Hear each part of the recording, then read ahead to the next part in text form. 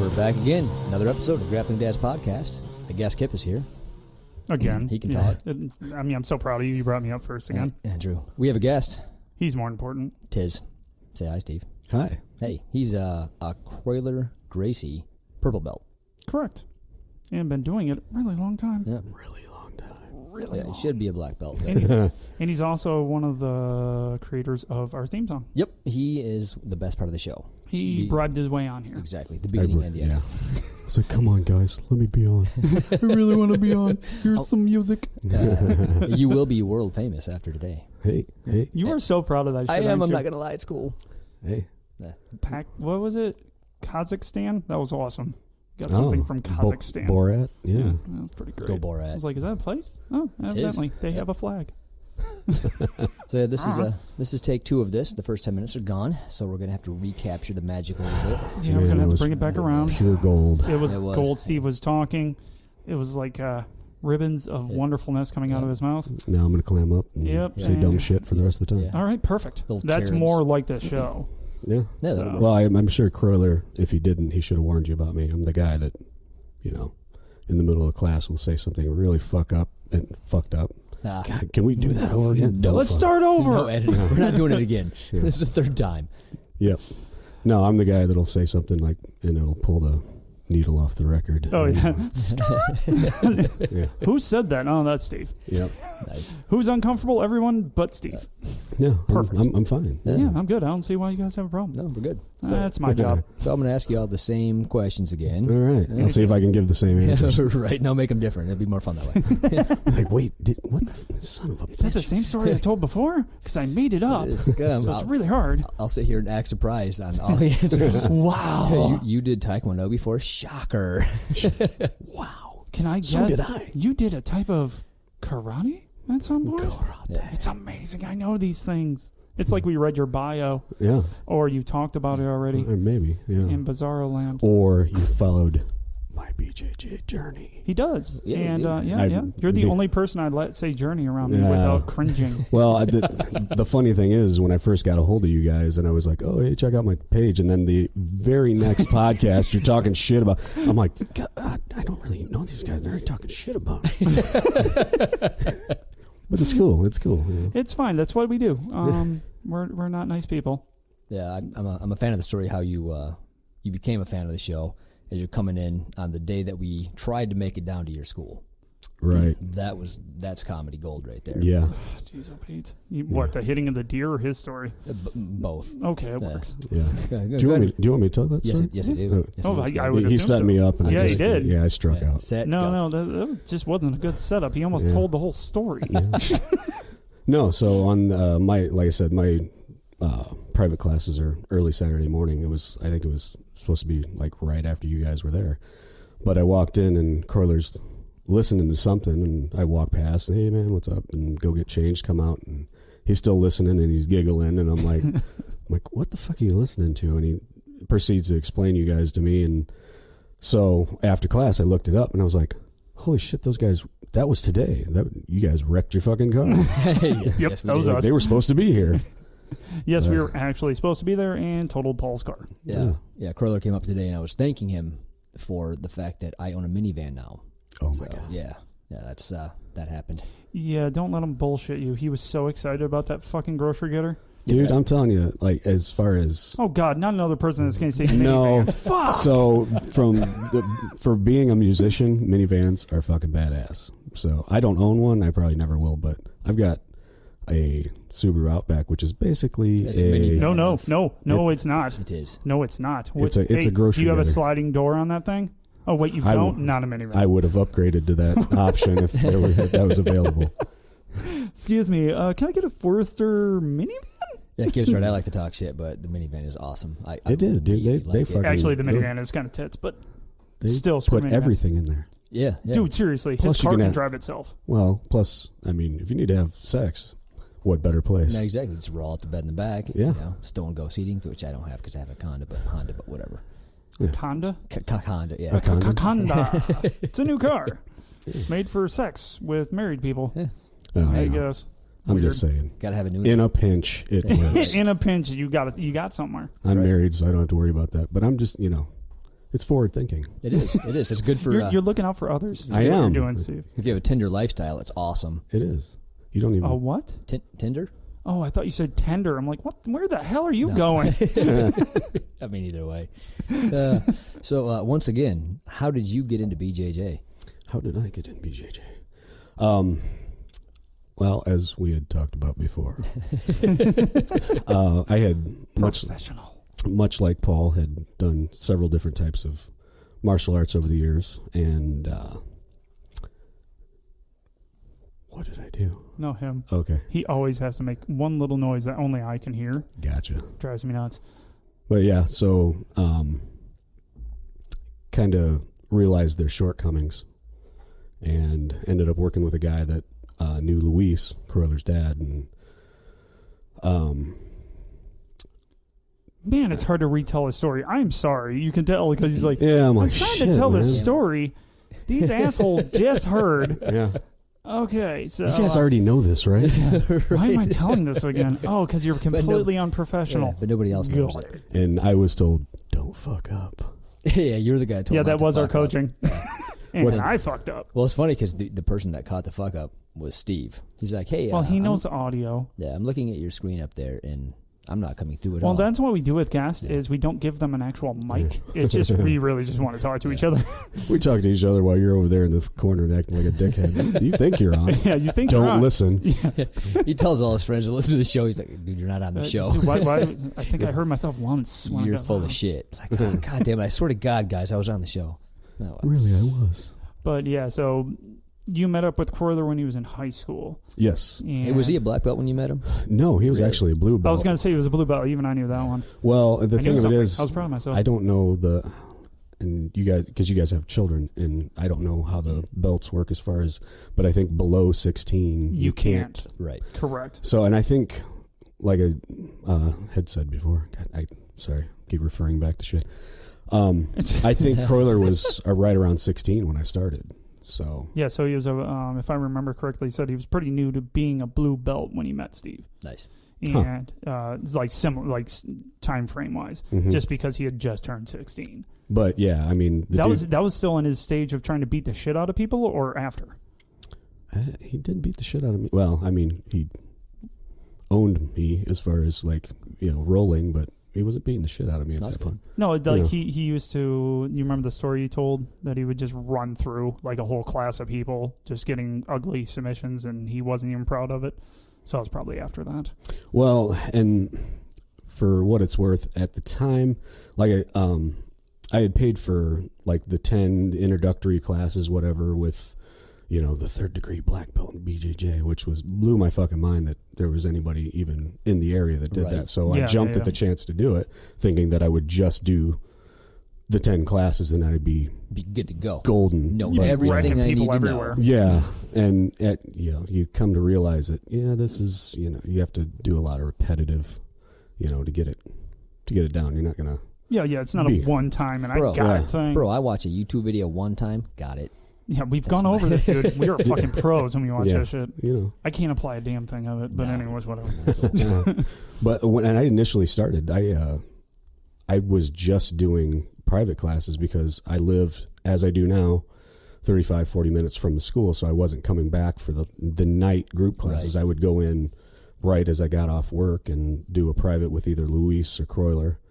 And I did that for like 2 years, and I think that was to my detriment because I wasn't rolling with different people. You know what I mean? Yeah. Mhm. That Yeah. there's definitely something to be said for, Oh yeah, variety. yeah. Oh yeah. Well, obviously, everybody came up here today, and rolling with different people. That's, Yeah, you was forced to roll with me. priceless. Just gonna let you know. Sorry. No, I picked you out. I was like, I didn't roll with him last time. Now I feel like a dick because I rolled with Paul twice, and he probably thinks he's my favorite. He is too. Well, He's the star. I am. If you didn't know, he's the star. So I didn't want to put it out there. that was so great because you asked me once and I was like half dead because I had just rolled with Corey. You were like, "Hey, you want to go?" I'm like, Now's "No, not the time. no, but not right now. No, That was by design. I was like, well, I could probably take him right now. I could probably kick his ass. This would be fun." Well, I got really cocky, and he had taken my back, and I rolled onto my belly, and Croyler being Croyler, just thought he would sit through me onto the ground. Nice. And me being me, talked shit.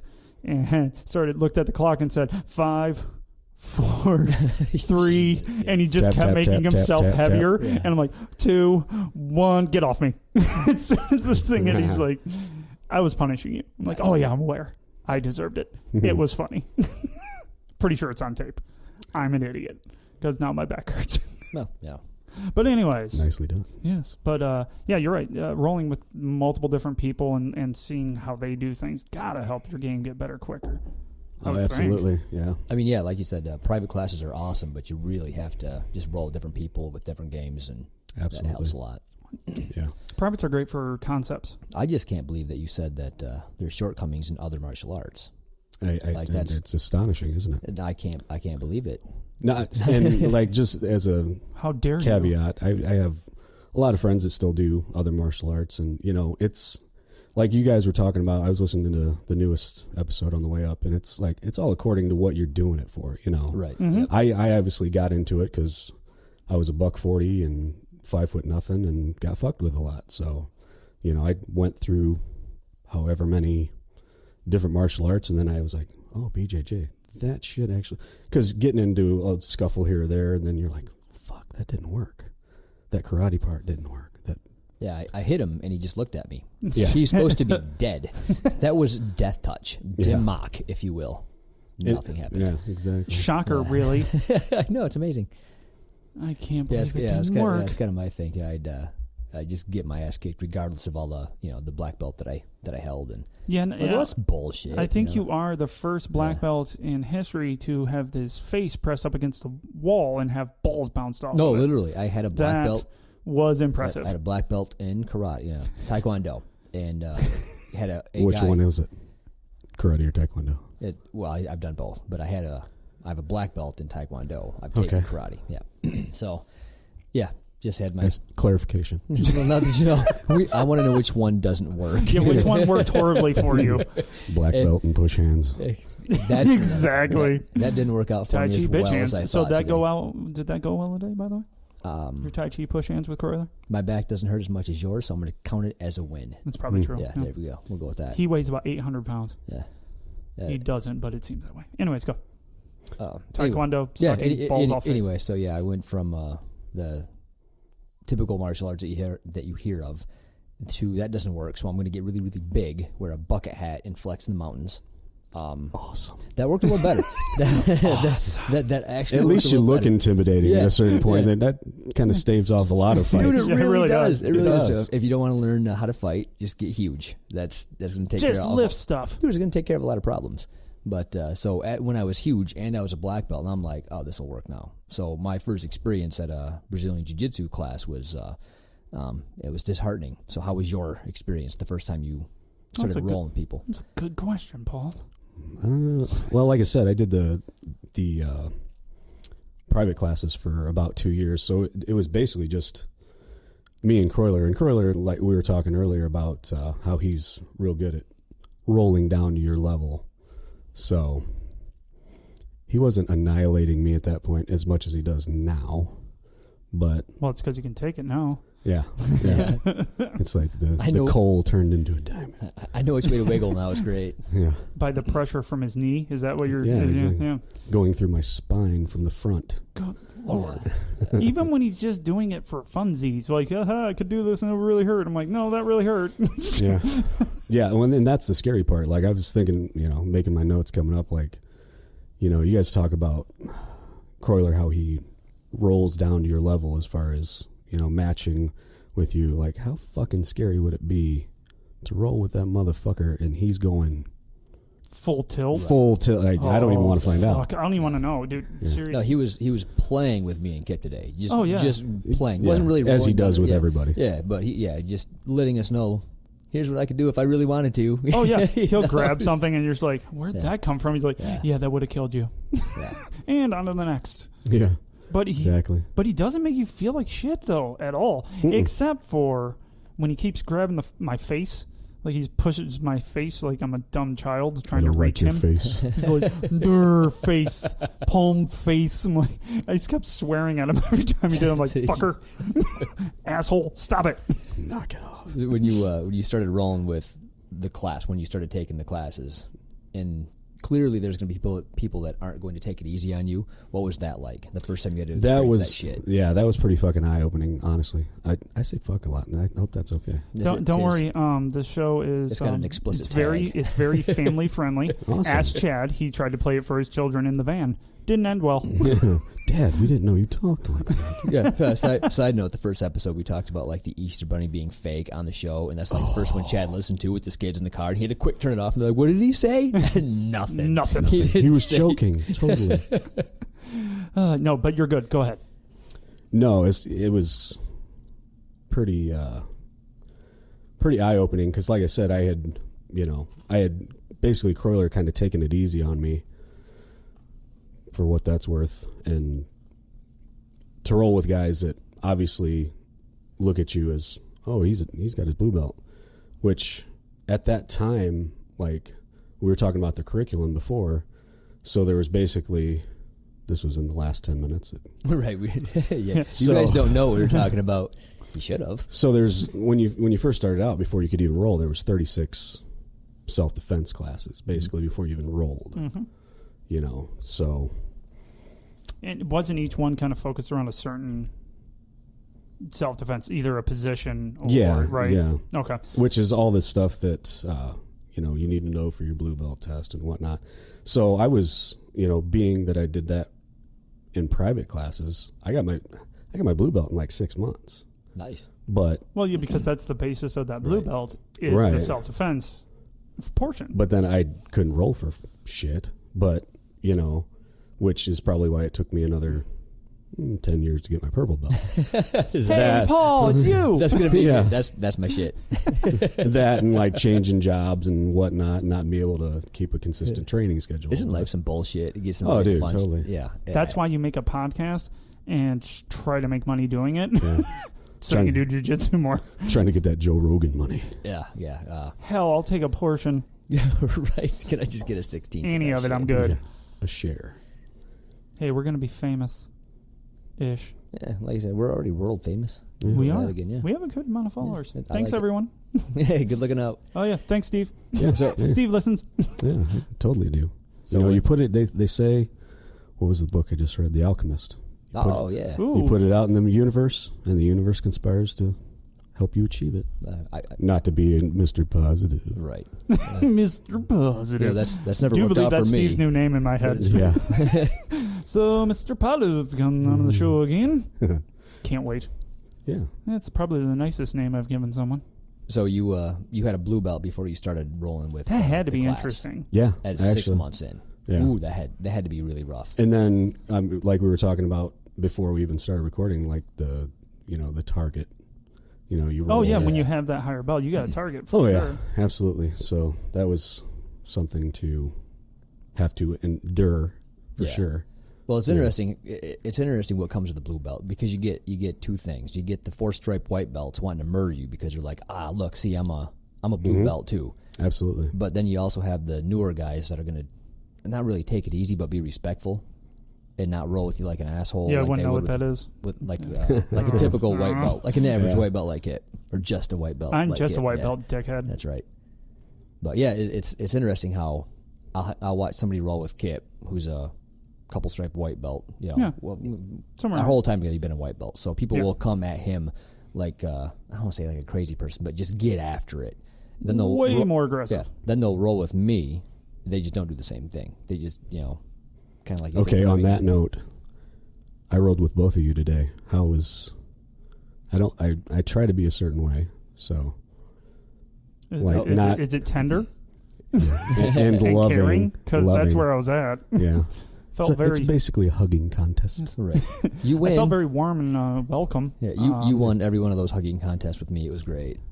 Nice. Yeah. I felt I did horribly. So I thought you did really good, and I don't mean that in the way that you put it in the last podcast. That son of a bitch, he does listen, doesn't he? You did great, Chip.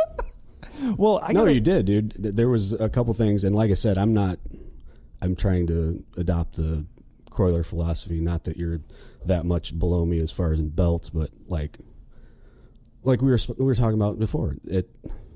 it doesn't do me any good to come in and just annihilate a white belt. And you could. It doesn't do you any good for me to do that to you. I don't know. I get pretty much fun. I like it. It's pretty funny to me. You sadomasochistic motherfucker. Dude, I was laughing the whole time curlers beat the living crap out of me. It was great. But anyways, yes, it doesn't help me to get better for damn sure. I really like the way you roll. You can set a pace. And that's what I try to do. I try to set a pace that I want to roll at because I'm not trying to get hurt. We're all fucking 40. I'm trying to set a pace that I know I won't get hurt at. And you did that. So you clearly have more skill than me. You've been doing it longer, and you do it more often. You get the privates. He's got a better beard. I'll take that. That shit helps. I'll take that. Right. But, you would let me do some shit, and then, you'd play the game back and forth, and I like that. I like when somebody lets me in the game and doesn't just shut everything down. Yeah, exactly. Yeah. Or with me, you didn't make me feel like I found a cookie when I did anything halfway correct. You were like, oh, you're close. Good job. Shut up. Let me fail and move on, assholes. But yeah, I was telling you before the show that I like that about Croyler School coming up. I haven't had a bad roll with anybody. Not that we get bad rolls at our school. No, it's just different. When another school comes up, they want to prove themselves. You know what I mean? Like they have. Yeah. Not Croyler School. No, but it's not like that at all. It's really cool. Everybody's really except respectful. for that Dick Claude. Yeah. Yeah. Well, and we're all a team, and like I had said before when we were talking was, what good does it do you? I mean, you can be that asshole that goes berserker on everybody, and you end up hurting people. What good does that do you? You're down one training partner, or however many you hurt. Yeah, you've now put a detriment to your own training. Good job. And it's like, I was talking to you guys about my training schedule is I can't make it to group classes at night when there's a lot of people there. I'm there on Friday morning with a buddy of mine who's a cop. I'm there on Saturday when all the maniacs are there. So that's the only full class, right, which is the comp class. And then Sunday, otherwise known as hell. Yeah, exactly. And then I'm there on Sunday usually it's just me and Vic. So if on Friday or Sunday I hurt my training partner, I don't train that day anymore. Yeah, to break it down to brass tacks. Yeah, exactly. Yeah, for sure. And that's the way you should look at it. I don't care if there's 100 people in your school. Don't be a jackass. Why are you looking at me? Because you're a jackass. How does everyone know this about me? Awkward eye contact. Right. No, but I actually got a good roll out of Croyler today. He said I did a good roll. Never said that before. He didn't say great job. No, he didn't do the great job. He didn't even do it right after. He did it after we were all done. He was like, "That was a good roll today." I'm like, "Oh." He didn't say like "little buddy." He didn't even tussle my lack of hair. So cute. He's such a son of a bitch. Winning. Nice. But yeah, like I said, I just like it if you're significantly more skilled than somebody, but you can let them in the game without making them feel like you're not trying. And that's what what Paulie struggles with a little bit.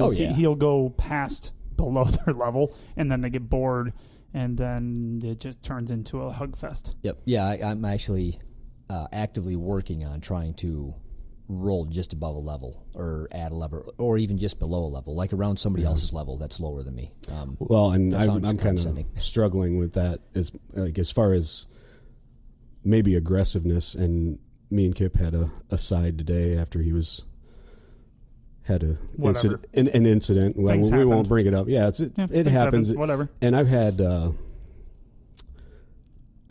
the same type of thing happen where I'm the guy that goes easy with everybody, and it's like some people take advantage of that, and then they try to smash you or whatever, or come at you hard. Yeah, that's basically what happened. Yeah. So, yeah, isn't that a bitch? You're trying to be cool. Yeah, they're the opposite of that. You're like, come on, bro. Mm-hmm. I'm trying to make this fun for both of us, and you're wrecking it. Yeah. Well, and I had a conversation at a point with Vic, and he's like, look, this is what you got to do. And it's not a dickhead thing. It's just you're being a good training partner in training at their level, But if they're going to come at you hard, you gotta let them know, You gotta maybe get that first tap, and then kind of back off. Because if you go at them kind of soft, like I did, like I do all the time, yeah. I'm not an aggressive guy. I'm not aggressive because, like we said before, we're trying to stay healthy so we can train longer. Exactly. You know, I'm not going 100% ever. Hell no. You know, I don't even know what that is. It doesn't work well for me. But at a certain point, you know, you got to kind of let somebody know, and then you can back it down. Well, yeah, and that was my fault. I mean, and I'm not trying to sound like some badass or anything. No, it's kind of what you have to do, especially with brand new people. So if you get a new guy that comes in and they simply don't know any better. So their whole thing is their fight or flight kicks in. They think it's a fight. They don't know what jiu-jitsu is. I think sometimes you have to let them know what I can do to you, and then back it up so that they understand that makes sense. You know, they understand that you're just toying. Well, not toying, but going easy on them. Well, that takes us into I think something you wanted to talk about is how to deal with that a little bit better.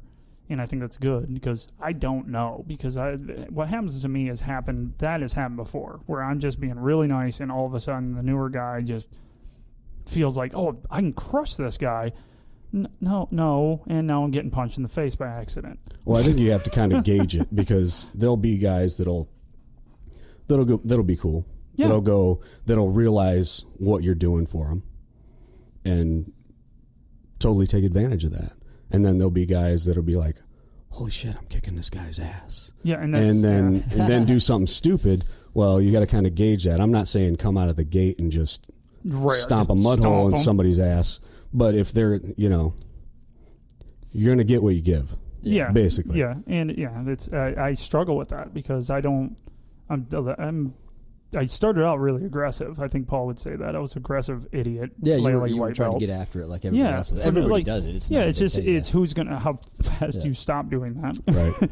And for me, it's totally the opposite now. I just enjoy rolling and trying to figure out my next move and see those things.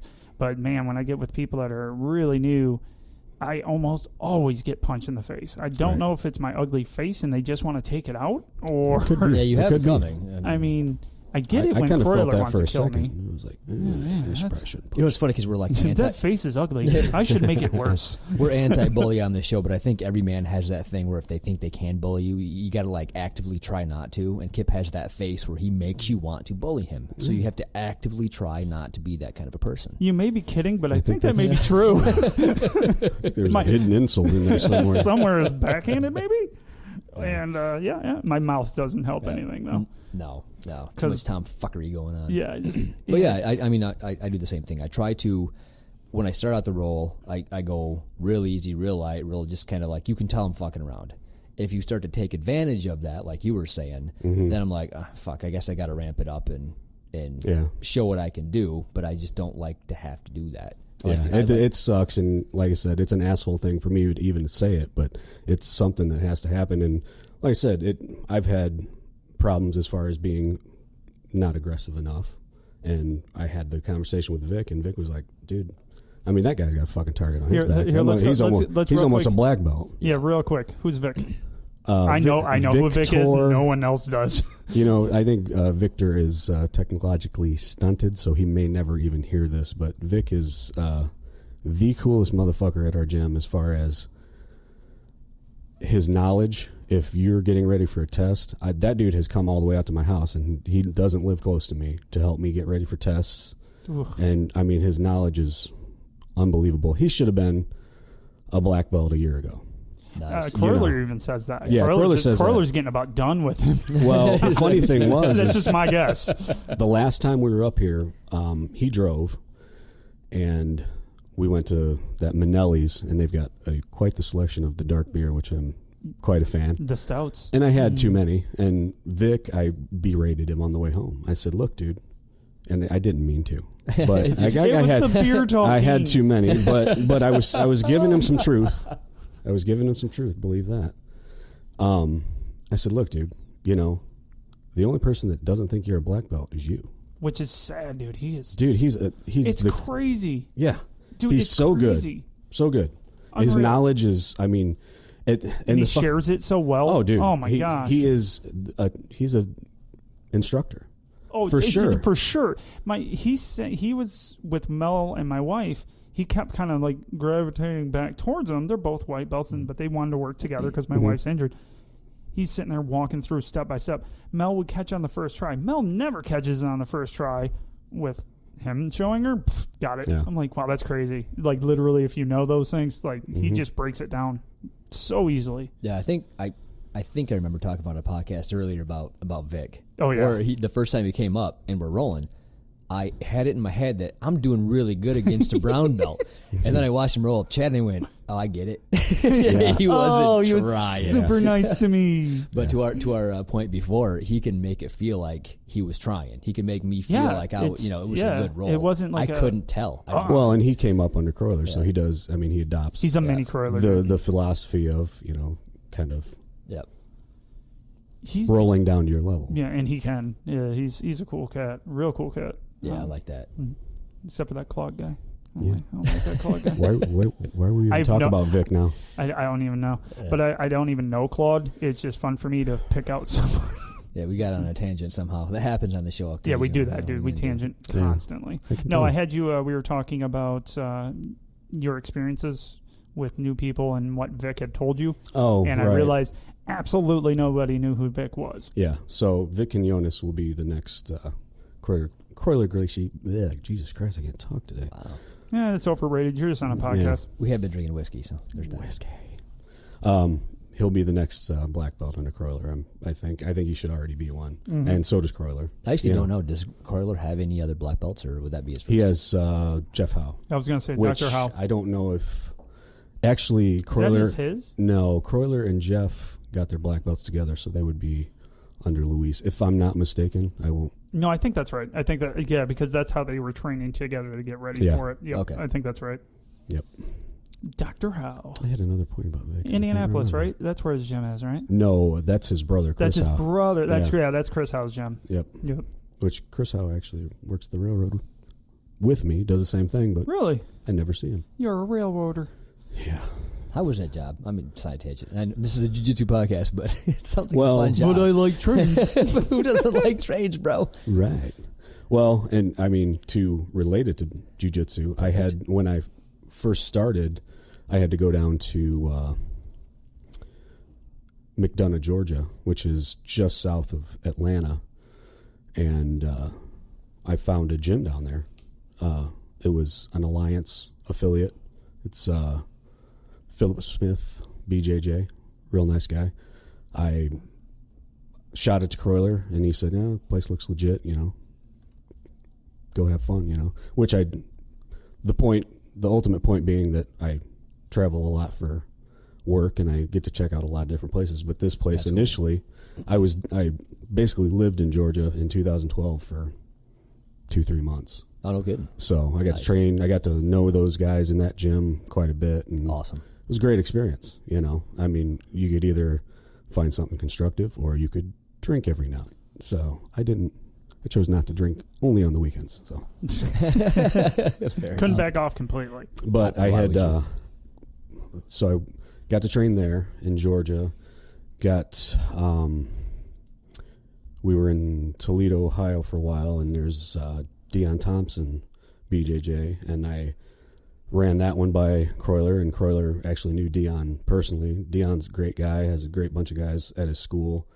And the funny part of the story is, so, I go there 3-4 times a week, and we're over at Josh Mills's house watching Metamoris one weekend. I don't remember which one it was, but it was Deon's gym is under Compredo. Okay. So the Metamoris we were watching, Compredo was fighting in, and they do like the little vignettes before, showing him training. I'm like, holy shit, that's Deon. I was just rolling with that guy like 2 days ago.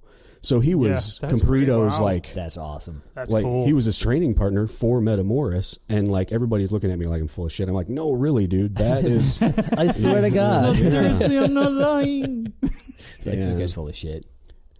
So exactly. Other than that, there's been a handful of other places, but like I was out in Portage, Indiana for a while, and there's a school in Valparaiso, or they're at the YMCA now, but Patrick Robinson, BJJ, it's Choke U is what it's called, and they've got a phenomenal bunch of guys out there. That. Yeah, like Choke University. Yeah, that's actually. Thanks for great. explaining Well, for the idiots that listen to our show. There was a Choke look in unit. your eyes like you didn't know what the... I don't understand. Choke unit. Jeez, joke unit. What the? Thank you. But Makes me feel smarter. Yeah. But more to the point of, like, earlier we were talking about rolling different people. Like, I've been very fortunate in my job to be able to travel and, experience that. And I'm actually based out of Auburn, Indiana right now, which is real close to Fort Wayne. And I just looked up, there's a Gracie Jiu-Jitsu school that I'm going to probably check out next week. Nice. So Nice. What's your go-to when you're rolling with people from a different gym? Do you come at them really light and easy? I try to do the same thing that I do. Like what you did with me. Yeah, basically. exactly. So, like I'm going to let you set whatever pace. set the pace, Yeah. Do you? So, quick question: do you try to set the pace as slow and easy, just so that it's a little bit more flowy, or do you? Oh, let yeah, them- absolutely. Okay. Yeah, You mean more Tai Chi never. push hands? Yes. Yeah. Okay, just making sure. I just want to get in there. Yeah, I'm never trying to come. I'm never come even 70%. I'm never even going that hard. Especially if it's somebody new. Right. So Yep. No, I agree with that. But yeah, I don't get out and train with a bunch of different gyms, so I didn't know what You used to, if though. there's an etiquette. Well, yeah, You used to be a little vagabond. I was a jiu-jitsu vagabond for a little bit, little hobo, but generally, I haven't been in the last year. No, not at all. Yeah. I find the approach that I use wins me a lot of fans as far as the gym. You know what I mean? Yeah, well, no, it's similar to Paul, and everyone loves Paul. I don't know why. So I think don't the know any lesson better. we're going to derive from this is be more like Paul. Yes. Do you know Paul? You've talked to Paul for more than 5 minutes? I'm not doing that. The ticker says 37, and we had 10 before that, and I've rolled with him. This twice. son of a bitch just pulled up the time. He did. You asshole. I'm glad he said that because I was just about to look. Like, how long have you been fucking talking for? Shit. I hate all of you. Everyone's cut. Yeah, you guys are So we're done. at minute 37 of the show here, guys. Yeah, I'm giving you all the middle finger in my head. Anyway, what are you going to do? Give you the middle finger. That's what I'm going to do. Fair enough. Be more like Paul, kid. No. Be more Be- like No. There needs to be a Grappling Dad's T-shirt that says Be like Paul. "Be like Paul." Be like Paul. And then I'll get just a white belt. Doesn't matter what color my belt will be at that point. Just Oh, I have a white another belt. idea for a BJJ shirt. Ooh, what is it? So remember how I said I'm the pull the needle off the record guy in class? Yes. Oh, yeah. So my buddy Josh Mills was putting the ass whooping on me, as he does, and he's a blue belt. He fucks me up. But anyways, so he had me in like a Kimura setup with we'll say his crotch over my head, Oh, yeah. and he was Sounds trying. comfortable. Yeah, it's awesome. Didn't we say we were going to talk about Yeah, Yes, I think we we did. talked Yeah, about yeah. north-south etiquette. In North-South etiquette on So- its way. So he's about to tap me, and I'm like, okay, I'm going to make this motherfucker laugh so he doesn't get the tap. I was like, Josh, your balls smell fantastic. That needs to be a shirt. BJJ, your balls smell fantastic. Because you're going to find out at some point. You will. It's sad, Yeah. but true. Say hello to North-South. It's always a bummer when somebody's balls do not, in fact, smell fantastic. Hey, where do you fall on the? Because I wasn't paying attention. Cup or no cup? Initially, I wore a cup because of past martial arts Right. experience, like Being kicked. Yeah, exactly.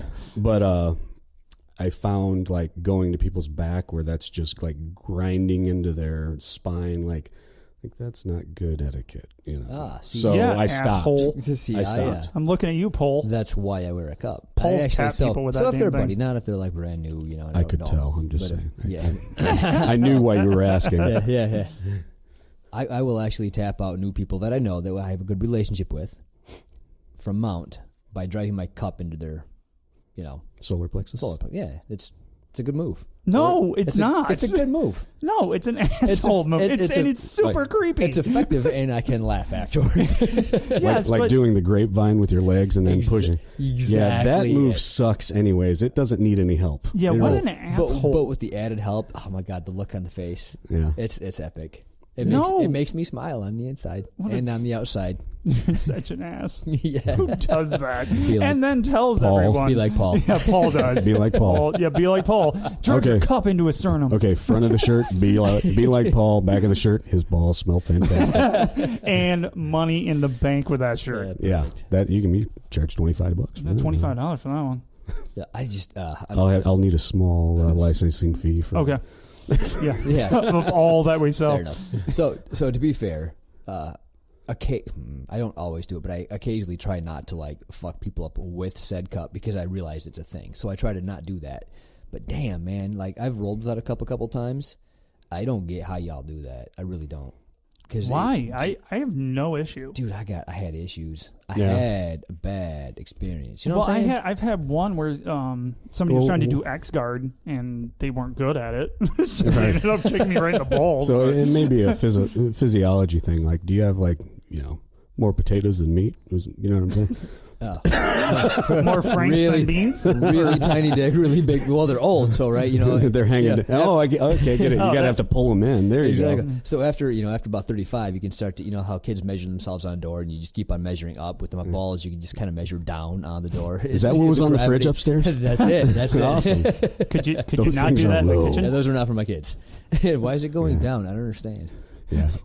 You guys need to start making some money on this so you can get some cosmetology, cosmetic surgery. Cosmetology. We'll put some makeup on that shit. Nip tuck, we'll call it good. Yeah.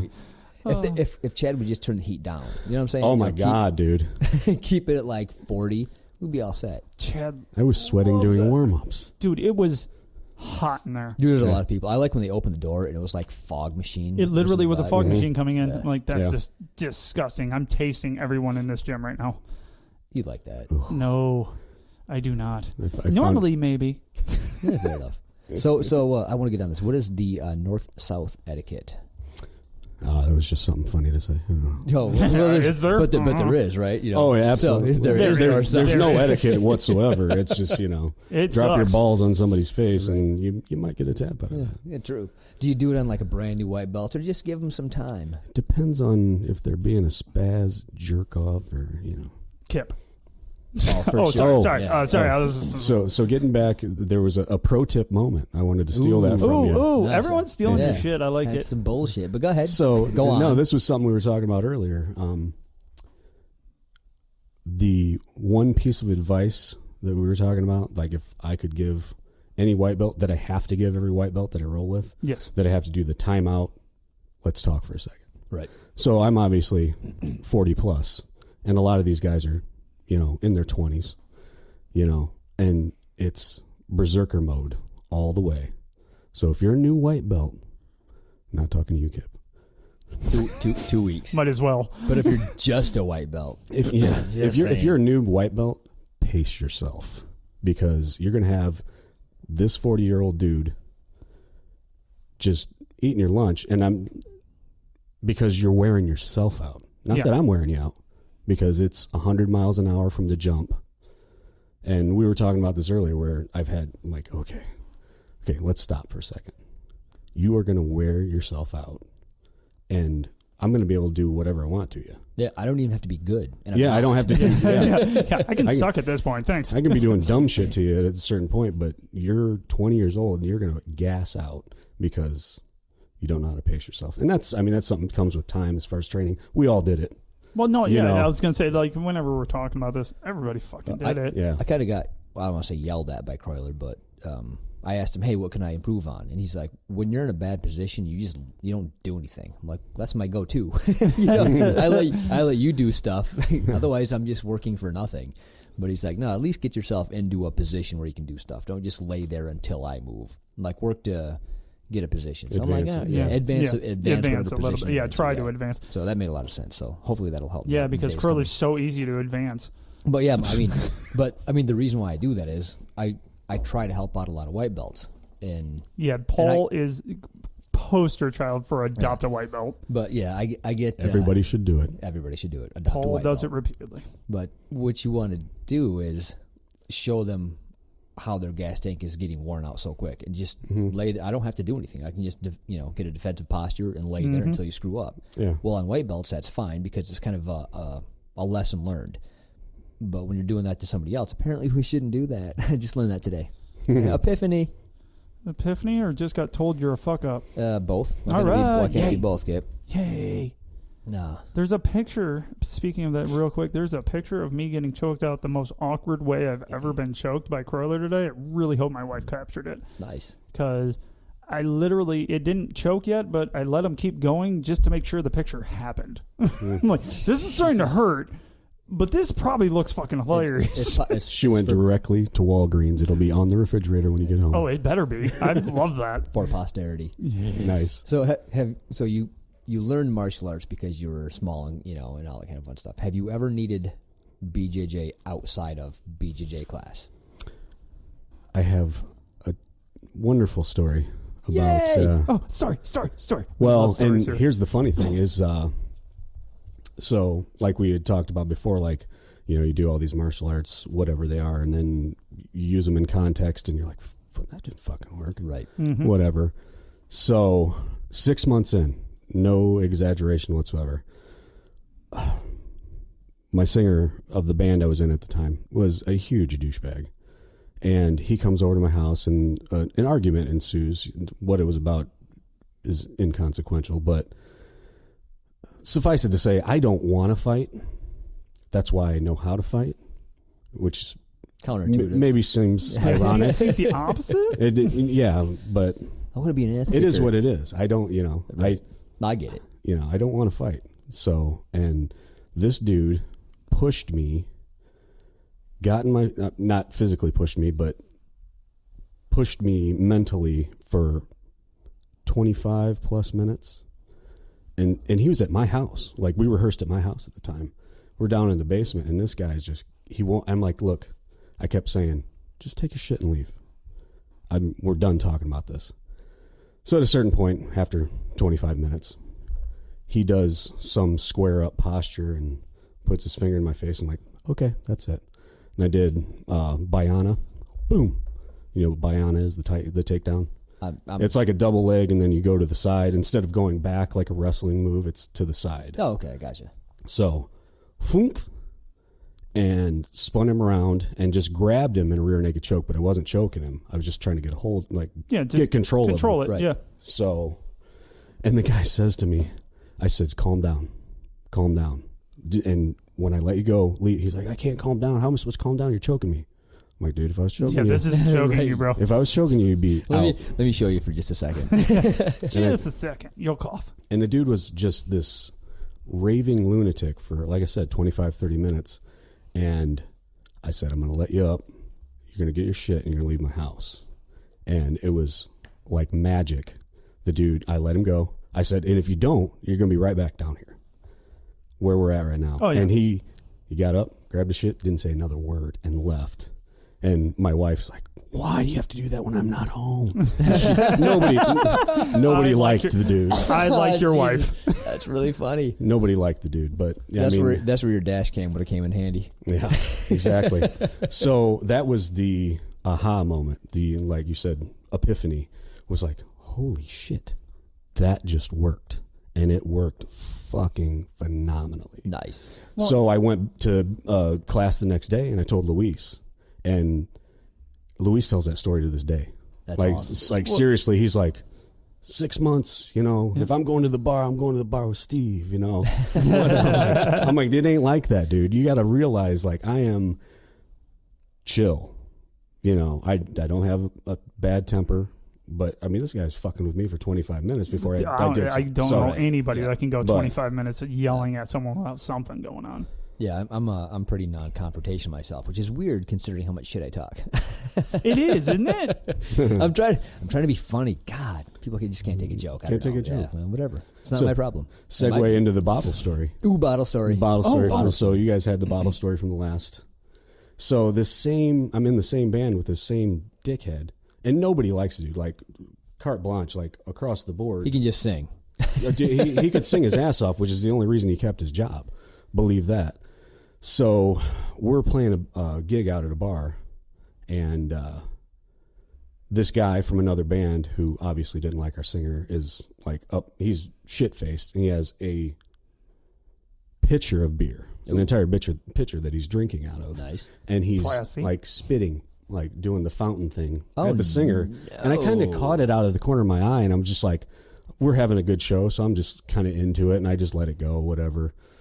So at some point, some beer hit my pedal, and I was like, okay, now it's not funny anymore. Now I'm involved. So now I'm paying more attention to the guy, and he is just trying to piss the singer off to get him to, react. For lack of better term, like break character. And right. So the stage we're playing has like a rail, like about waist height. And at a certain point, the mic gets spiked, and mic gets spiked. That's nice. my singer from my next band. That was his band. So the mic gets spiked. He goes over the railing, and the beer spills, and he ends up underneath the guy. And I'm like, shit. So here's the moral quandary. As much of an asshole as the guy is, he's my singer. Yeah. He's still there with you. It's kind of like that brother, like, I don't like you, but if you talk shit about my brother kind of thing. It's exactly what it was. So I put my guitar down, mid-song, mind you, jump over the rail, and at the time I didn't know any BJJ whatsoever. Oh. So I grabbed the guy, and I didn't know how to choke him, but I grabbed him around the head like, your most basic, like everyone does. Stupid headlock, and I'm like, let him go. And the guy he's just shit-faced. And for what it's worth, this guy, like, we talked it out, like, not that long after it, and he's, like, a real cool dude, and just not drunk. Well, no, I don't think he drinks anymore, so good for him. There he goes. But I grabbed the guy, and, dude, I'll tell you what, I can think about this and laugh to this day, and if I see my bass player, I'll be like, motherfucker. So my bass player, as I grab the guy, unplugs his bass and starts buggy whipping this motherfucker. Oh. Which was like, what the fuck are you doing? Like, the visual of it, like me holding on to... I'm leaning away from the mic. Because I'm acting out the fucking thing. So me, like, holding on to this dude and him just like, whap, whap, whap. I'm like, what the fuck are you doing? Why are you whipping this man? So, long story short, the drummer comes from around the drums and is wielding a bottle. He's about to bash the dude, and the promoter for the show is like, no. He, like, jumps in between. Right. Don't hit him. But it totally reminded, like, that whole bottle story. I'm like, oh, my God.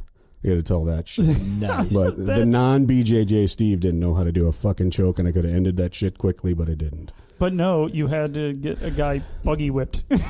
Best part of the story? Fucking got back up on stage and finished the set afterwards. There you go. Professionals. There you go. Fucking make that happen. Because we're professional, ladies and gentlemen. That's funny. Thank you very much. Nice.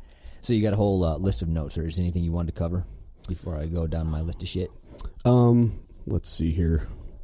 One thing that I wanted to do first thing, but I guess we forgot. I forgot anyways. But I wanted to not kiss your guys' ass. Well, I wanted to kiss your guys' ass first, then we could go into the insults. But we lead with insults. Yeah, I know. I fucked the timeline up. So. But so not too long ago, I had emailed you guys because I had listened to some other BJJ podcasts and was just like, far be it for me to talk shit about anybody who does a podcast, because I don't do one. But you guys sound fantastic, and all these other podcasts, like, the content could be amazing, but I'm not even going to listen because it sounds like shit. So, long story short, you guys sound very professional, very good, and it has inspired me to do my own podcast, because the lead-off line was, far be it for me to talk shit because I don't do one. I'm like, why the fuck don't I do one? What the fuck? I'll do one. Maybe I'll fucking do one. I can do it better than them. And I'll get better artwork, too. Yeah. Still sends me this dope freaking thing. I'm like, what an asshole. Yeah, we're like doing what we do better. We're drawing stick figures and shit for our logo. Meanwhile, he sends us, what do you think of my artwork? I'm like, fuck you, bro. It's great. I'm like, great. Is that you with a mic? What the fuck? Yeah. But no, I mean, you guys inspired me to do my own. And it's not, for any listeners who want to tune in, it's not a BJJ thing. It's a music thing. It'll be me just talking to other musicians and shooting the shit. And it's kind of, the benefit is kind of twofold, because I'm writing a book. I have been writing a book, and it's actually about the band with the asshole singer that we were together for like 7-8 years and got to do some very big things. I got to live out quite a few of my dreams on stage and whatnot. So very cool. Awesome. Kip won't read it because he can't read, but I'm all about it. I'll try. Why do you got to point out that I'm illiterate? It's just fucking mean. People know. They've actually listened to you try to read an email and just fucking fail. I keep forgetting we record this. Yeah. I'll get you a Braille edition. Yes. Perfect. Audiobook.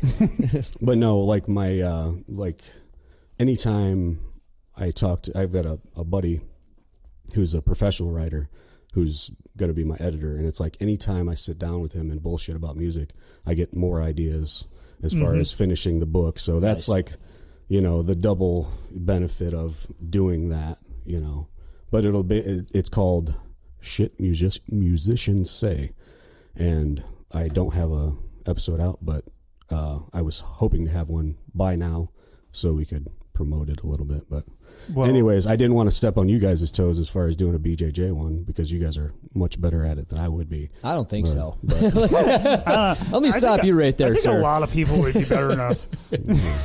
They're just not. They just don't have the same dumbassness to keep doing it. Have you heard of Grappling Central doing it way better than we ever could? You guys are doing a great job. Wait, there it is. He just got me. I'm doing a great job there, buddy. Yeah, but I wanted to insert that as far as like you guys definitely inspired me to do one. Oh, good. Yeah, we love it, man. Yeah. I appreciate you for that. You guys do a great job and inspired me. So. Nice. The interesting thing with the BJJ podcast is I've actually learned so much more about BJJ because of the podcast, and I think I normally ever would have, because you have to do research, you have to think about stuff on a deeper level. You have to talk through it. Oh yeah, just like you said, it's you have to talk through it, so you end up coming out with things out of your own brain that you're like, that wasn't bad. The nice thing about having Croyler in our pocket is that he can text us after the show after we. No, he doesn't. It isn't after the show. That jackass does it during it while he's listening. He's critiquing us. But it's nice where he can be like, "That was." So is this going out live? No. Okay. But he's on it at about 4 a.m. Yeah. Oh, okay. Yeah. Because I heard you guys say made mention something about him like texting you while you're doing it, and I'm like, I thought you guys recorded it. Yeah, we do record it. So he was actually the last podcast he was texting while we were doing it, but like not.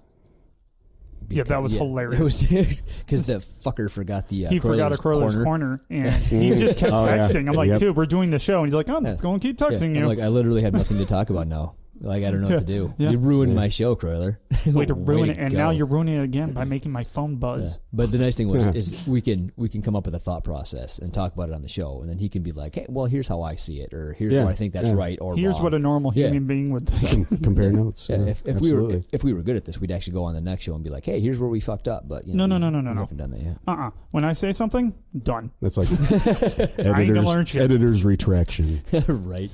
And I'm the editor, so screw everyone. I say what I want. I mean, learn what I want. Yeah, people should know that Just a Blue Belt and Just a White Belt are doing a jiu-jitsu podcast, so take it for what it's worth. Well, I mean, and you guys are coming at it from, and I don't mean this in an insulting way in any way, but I should.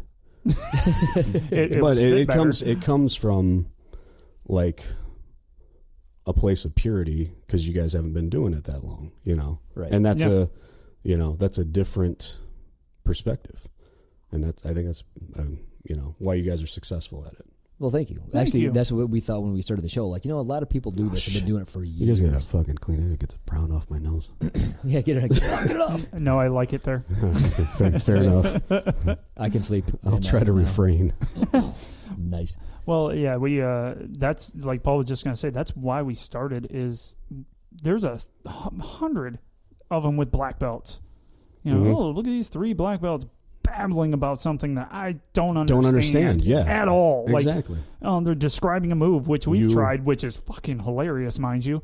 And it never connected with me. So I kept trying new ones. Nothing.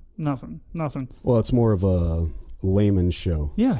We're for sure. Yeah, we're the morning show of jiu-jitsu. Yeah. You're like Hoda. Yes. Yeah, we're Hoda. Thanks. Couldn't go with anything like free beer and hot wings, something... Okay, goes with Hoda from freaking the guys. Today Show. I don't know what the fuck Hoda is. That's the Today Show. It's a woman with a big head. I only know that because my wife was off work yesterday and she had that shit in the background. Oh, and nice. I was like, sure, you TiVo that shit. I do. That and This Is Us. Those are Steve. Tears. Oldie. But thank you. Yeah. Yeah, I Thank appreciate you. that. That's cool. But yeah, we started this. There'll be show. no ass kissing anymore after that. That's what you think. That was it. That's just the beginning of the ass kissing right there. You want this to go out or no? What's your podcast going to be called? Again, just so they know. Shit. Musicians Shit. say. And I have to say, I kind of aped that off of Justin Halpern, if you guys know who he is. Nope. He wrote the book, and then it became a TV show, actually. It's called Shit My Dad Says. He had a Twitter Twitter feed that like blew up, and then Captain Kirk was on. They did a show, and it was like they had to bleep My Dad Says. I'm like, how the fuck are you going to do that on regular TV? That'd have been a hilarious show on HBO. Hell yeah, it would. But and rightfully so, it failed within one season. Yeah. But I kind of aped the name of my podcast from Justin Halpern, so it's Shit Musicians Say. And I like it. You got a good voice for it. We'll see if you like babble as well as we do. Dork. Oh, we all, dude. Well, how's this make you feel? I think I sound stupid, and then fans write in, "What's up, Beaker?" I'm like, motherfucker, oh my God. I don't like my voice already. I get Kermit the Frog too. So yeah. Dude, I remember the first time I met you, I was like, you have the ultimate radio voice. He does, yeah. I told you a story about a local, and I won't say where I'm from, is to not call anybody out, but fuck those guys. Fuck. Yeah. Oh, for sure, call them out. They don't listen. Trust me. Yeah. They have their own podcast, which baffles the fucking mind. But anyways, so from where I'm from, there's a radio show that everybody listens to, and the guys, they're not fucking funny. It's painful.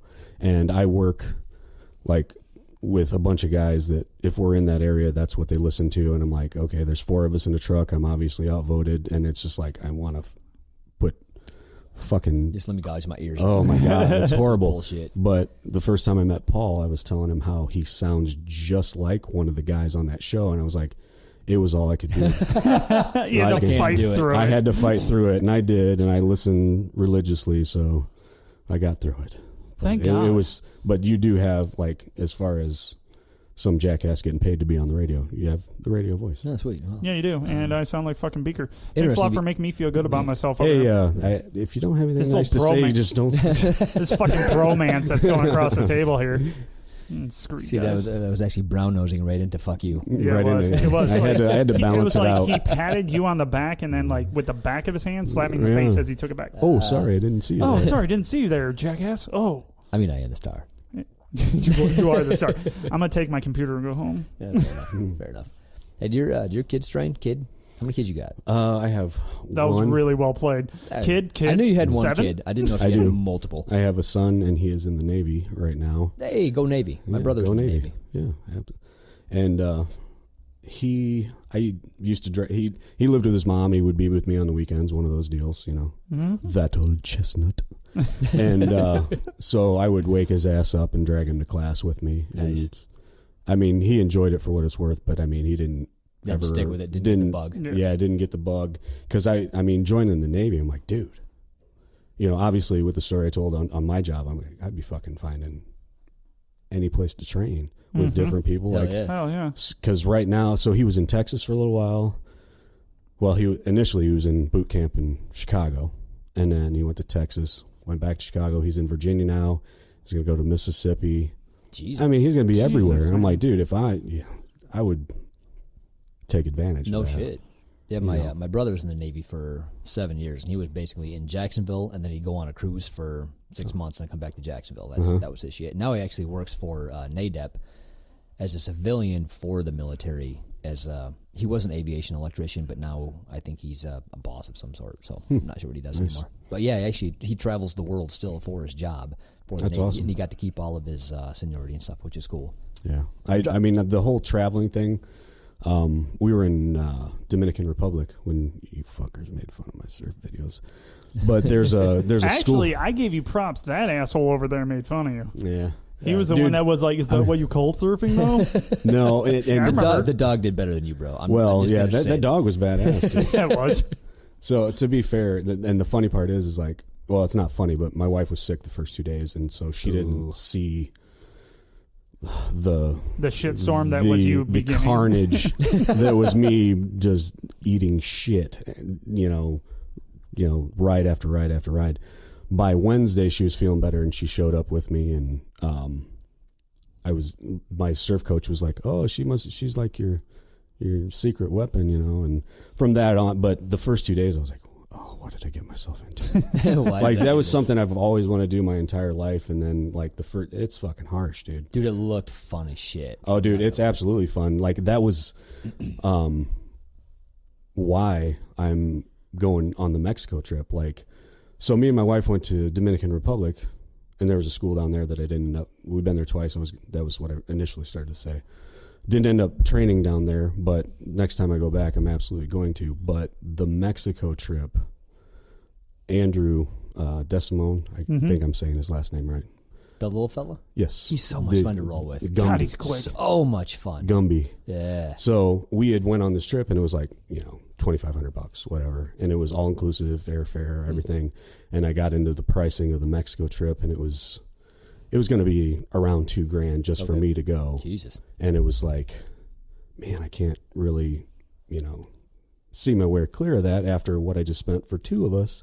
And then Andrew was like, oh, they've got surf coaches every morning. I'm like, done. I'm in. And now I'm going. Fucking done. All you had to do was build that value for Steve. Yeah. But I read the book, what is it? Brazilian Jiu-Jitsu Globetrotter. Yeah. Which, that's them. Have you guys read this book? I have not. I can't remember the guy's name, but he's Chris Howard. What is it? Chris Howard. That's his first name. I don't know if that, but reading that book, like that guy, like he just decided, he quit his job one day, he fucking traveled the world, and I'm like, that's, as far as my job, like training, like, dude, soak it up, Right. Oh, and yeah, it's a lot of sure. There's a lot of places, and my philosophy as far as traveling for my job, it's like I'm going places that I'm not going to go on fucking vacation. I'm in the middle of Harrisburg, Pennsylvania. Funsies. Nobody's going there, Get I'm excited. like, okay, what's around here on my days off? Okay, there's Hershey and there's Yingling. Let's go do that. And when I was down, whoa, Yingling's good though. Yingling's Come on fantastic. now, And yeah. at the time, we didn't have Yingling in Indiana. So Ooh. Oh no shit! So That's the go-to specialty. place to get it right now yeah, well, I mean, for us Michiganders anyway. oh, you guys don't have it in Michigan yet? Nope. We just got it in Indiana. But yeah, so like you go to different places, find what you can do, because I'm not going to go. I love Atlanta. I've been to Atlanta several times. I actually went down there and we worked with a producer, one of the bands I was in, and did some music, and was down there for school for the railroad. And it was like, okay, the one thing I kicked myself in the ass about, there was obviously I trained BJJ when I was down there, which was awesome, but it was the Salvador Dali Museum was 6-7 hours away. The Hemingway House was like 10 hours away. Ooh. Two things that I really want to do, I would but love to see that. Fucking hate Florida. Yeah, Florida sucks. Florida sucks. Just kidding. Love Florida, guys. My brother's in Love- Florida. No. If Can't anybody's wait to listening from visit. Florida, I love you guys. But no, just like, getting back to my son being in the Navy, like, fuck, dude, if you're wherever you are at, explore. Right? Yeah. No shit. Or train. Yep. It's life. I love it. A lot of people don't get that opportunity. I always find it funny that because when I tried jiu-jitsu, even though I got my ass kicked, I'm like, oh my god, I suck. I mean, I just unbelievably suck. I got bit by that bug. Isn't that it's- interesting? Oh, absolutely. It's the It's- only sport you can literally walk in, do the worst you're ever going to do, and go, God, I got to come back and do this again. Yeah, but How does that work? I don't understand how people don't get that. Like I try to explain it, you can't explain it. You got to feel it. No. You got to. But Well, once it's not. you get It that, isn't for everybody. No, but why? it's a. I think Rogan touched on it, maybe, and I could be wrong, but I don't remember who said it. But there's a douchebag filter for sure. Yeah. You get the right. the wrong type of personality in there, and you guys were talking about as far as like the ego thing, dude. That's something. I mean, my humility is intact. Believe that. After doing this, oh yeah. if it wasn't before you started, it's going to be afterwards. You'll find it For sure. Yeah. And it's there's people that can't take it. Yeah, Sure. If you're coming in from a sport or something and you're used to getting those trophies and excelling all the time, you're going to be in for a freaking treat. Which I find it funny you guys paired up to do this podcast, because I feel like, I feel like me and Paul had kind of the same path as far as doing different martial arts, but never doing sports per se. And then you did. That's all I did was sports. That's all you did. Yeah. And it's like, I feel like the BJJ thing is that tribe mentality, whereas you would get that with sports, and I got that through playing music with different same people. idea. You know, it's a what's the word? A communion, right? Really? Yeah, it is. You know, yeah. And if you got the right personality for you, it will suck you in. And right.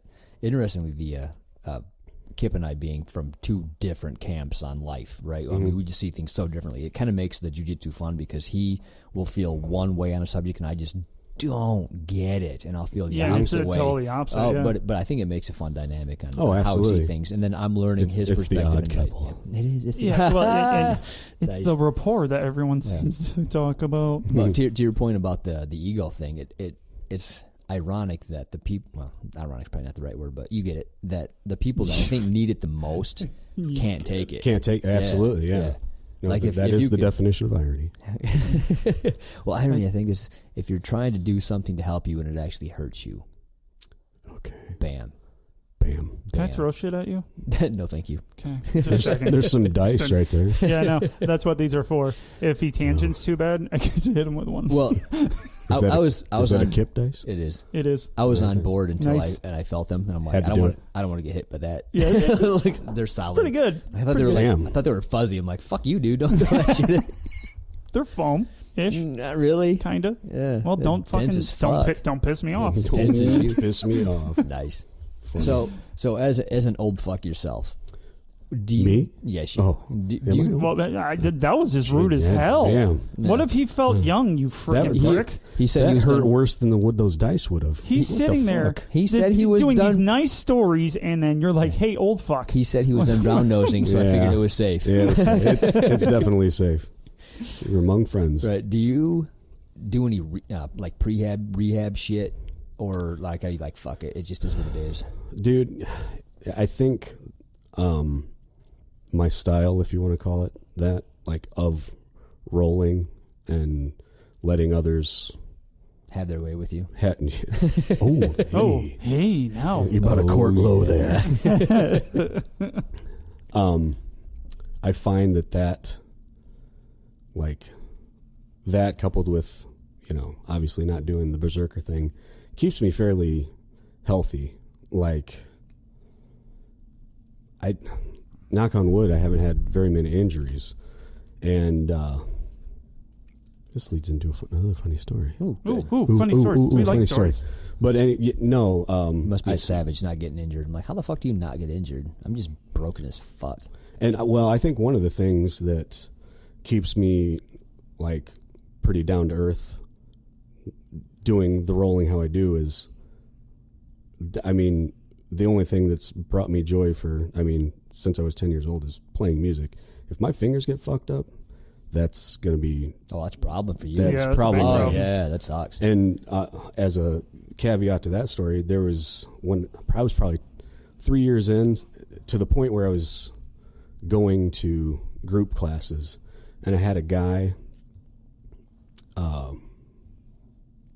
hit me in the throat with his knee. Ooh. And it was... Was it an accident, or was it like knee on No. He was on... Because that's a move. It is a move. Yeah.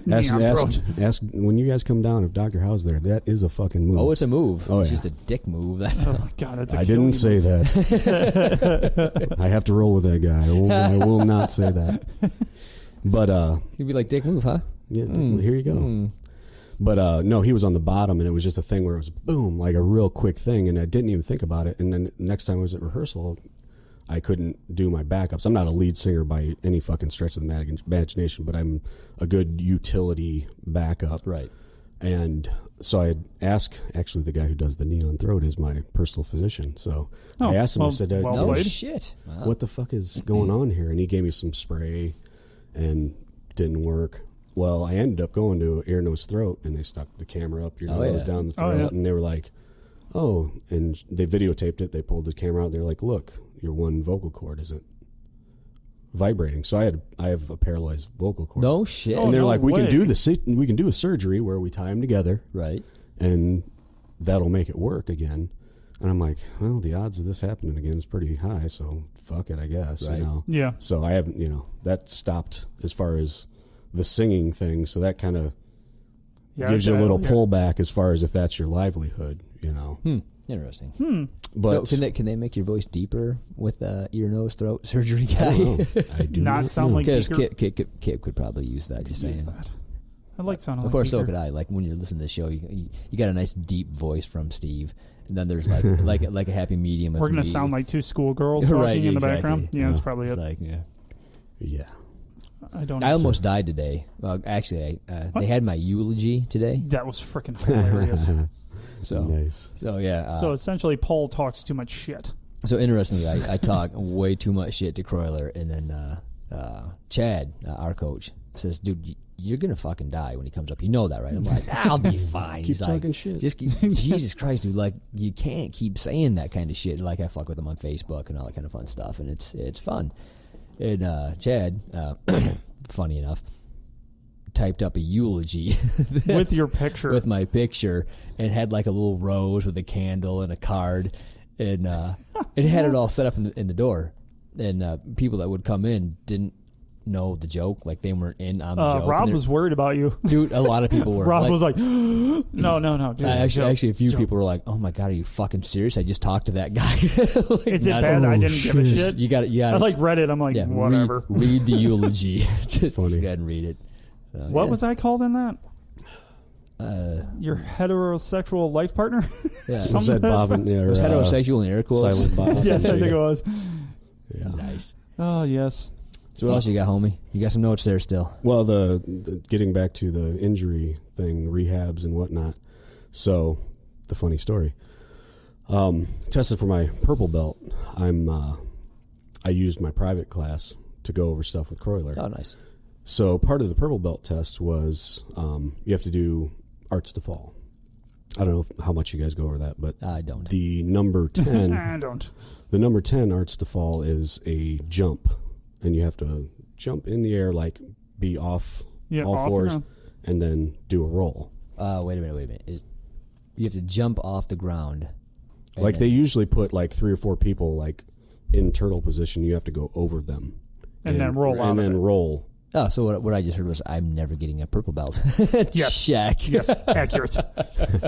So I'm doing this. I'm like, okay, I've got this down pretty good. So I did it like 3 or 4 times in my private class after reviewing other shit too, and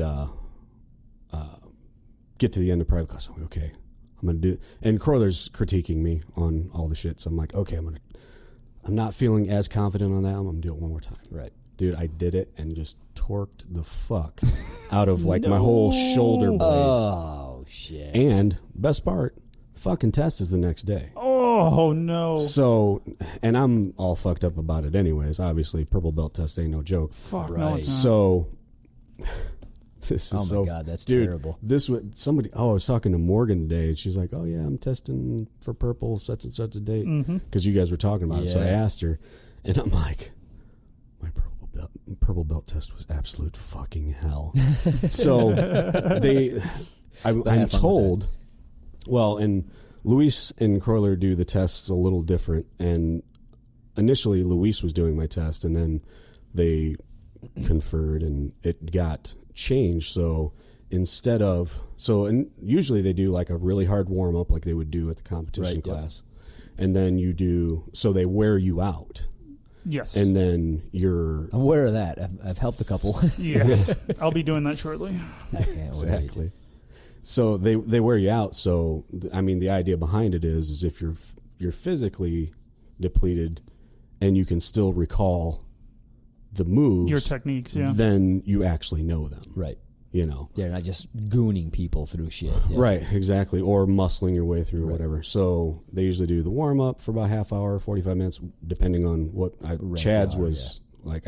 You guys weren't at Chad's. But No, but I heard Chad, his was it was- long. that was me- he that's couldn't before wear my him out. He couldn't wear him out. That's the problem with Chad is Yeah. he's got a gas tank on him. That's It what was- I heard is, dude, they couldn't get him to be tired enough. So It was they brutality, abused the dude. shit out of Chad's a him. bad motherfucker. Fuck yeah, he is. So they changed my test up at the last minute, and Croyler said, "This is how it's going to go." And the last thing he says to me is, whatever you do, don't quit. Because that's what they're trying to make you do. Yep. So walking in, I'm not going to be pussy and complain about something, but my shoulder is fucked up, dude. Like, it stayed that way for months. You probably rubbed something a little bit. Oh, dude, it was bad. So far be it for me to complain. Like, I'm there to do my purple belt test. It was the next day after I did this. Oh, that's so they decided to switch the test up. So instead of warm up, knowledge, rolling, we did the rolling first. Oh shit. So now here's the thing, and even in Chad's test, they took, like, they had different people rotating in on him, so he had a fresh person every time. Yep. So we did on my purple belt test, we did the roll first, and I was stuck with Dr. Howe.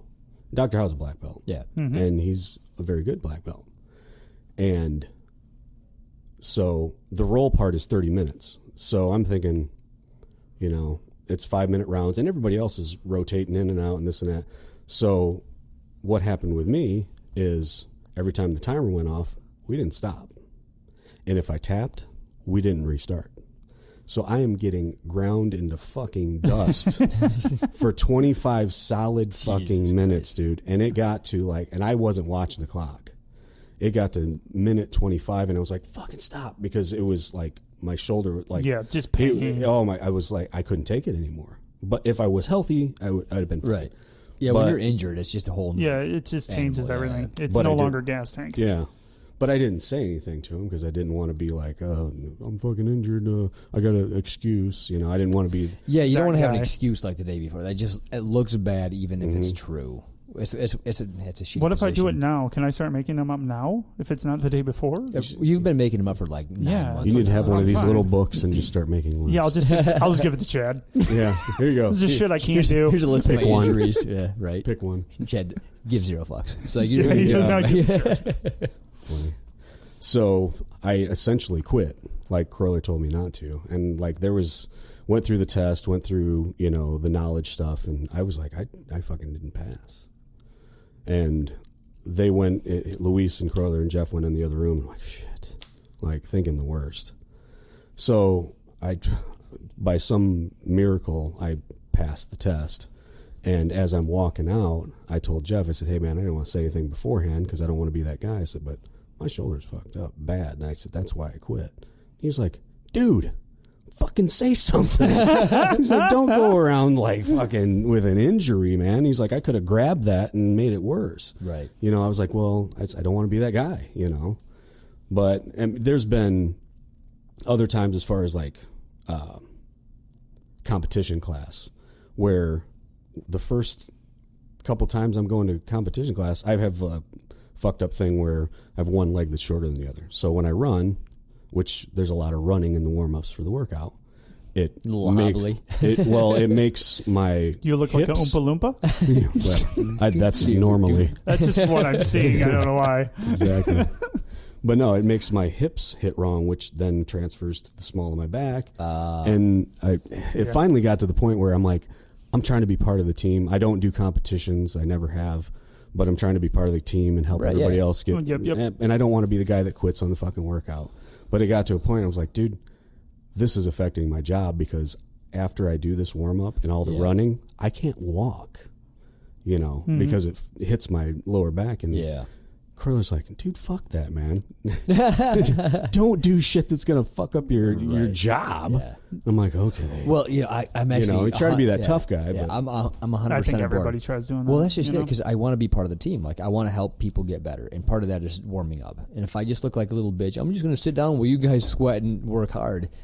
I don't feel good about that. Well, no. I feel like an asshole because my job is, half hour away from the gym. I don't get out till 5:30. Well, guess what? I have to pick up my daughter, and then I got to get to class. Right. I'm late every freaking day, and I feel like the biggest douchebag because I don't even want to join class. I am not doing any warm-ups. You guys are almost done. That's not the reason people think you're a douche. People think you're a douche because you're a douche. No, So don't worry about that. There is that. Well, they think very low of me because I'm friends with you. Well, that's So- good. You're pulling me down. Yeah, they're like, wow, that dude's Yeah, retarded. you're not riding any coattails by being friends with me. That's for goddamn sure.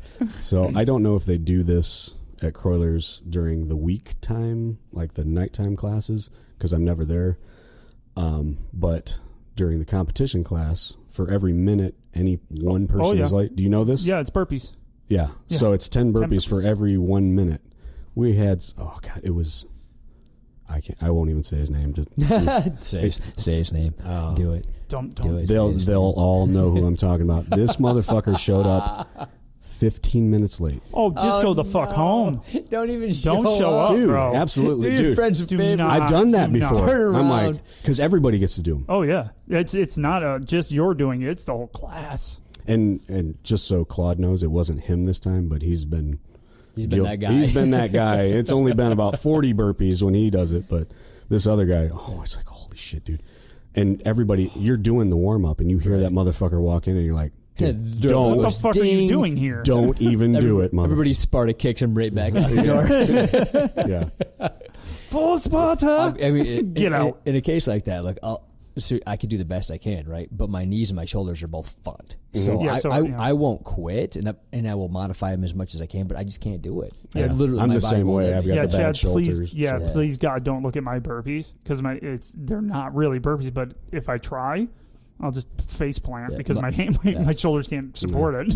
my go-to literally every night is I put this cream on my legs and hoping that my Nair? pain.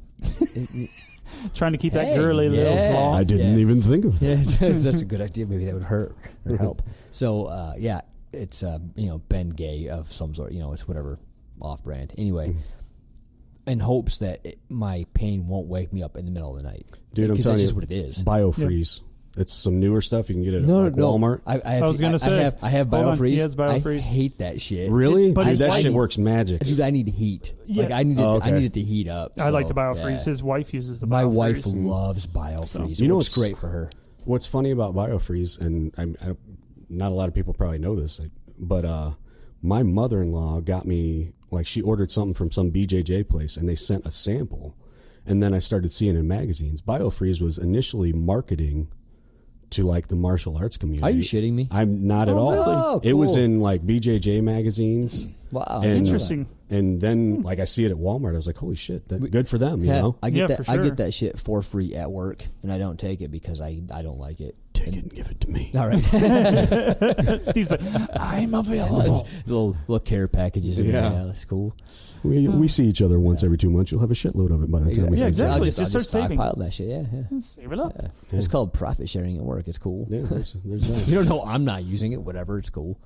So your teacher, Chad, I wanted to tell this story real quick. Just a Chad story. so just to kind of espouse the greatness of BJJ and what it does for people. The way I met Chad, I don't know if he was even an affiliate yet. He might have been, but the LEO 100, which was 2013, I think. I'm guessing that's a competition. No, it's not. It wasn't. LEO 100 was in 2013. Was Would have been his 100th birthday. Right. Yeah. right. I didn't know if that was a competition. They just called it that or something. No, it was. What it was is a seminar, and then they did a dinner Cool.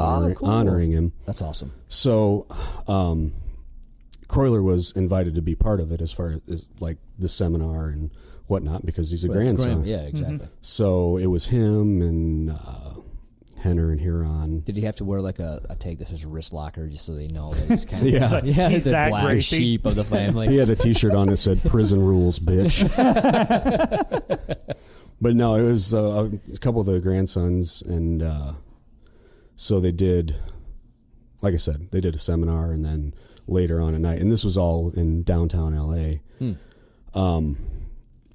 I talked to Croyler. I said, "Well, you're going." I said, "But obviously you're going to be teaching. I won't have any. Is there anybody else that's from the school that's going?" He's like, "No, but I got this guy that I met up out of Grand Rapids that he's going." I said, "Oh, okay." And he gave me his number, and we got on the phone, and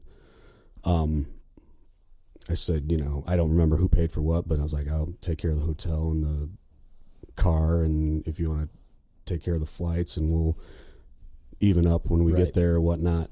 So never having met each other ever, he drove out on a Thursday to where I was working, jumped in the car with him, drove to O'Hare, flew to LAX, and spent the weekend together at a BJJ thing. Nice. Wow. You know?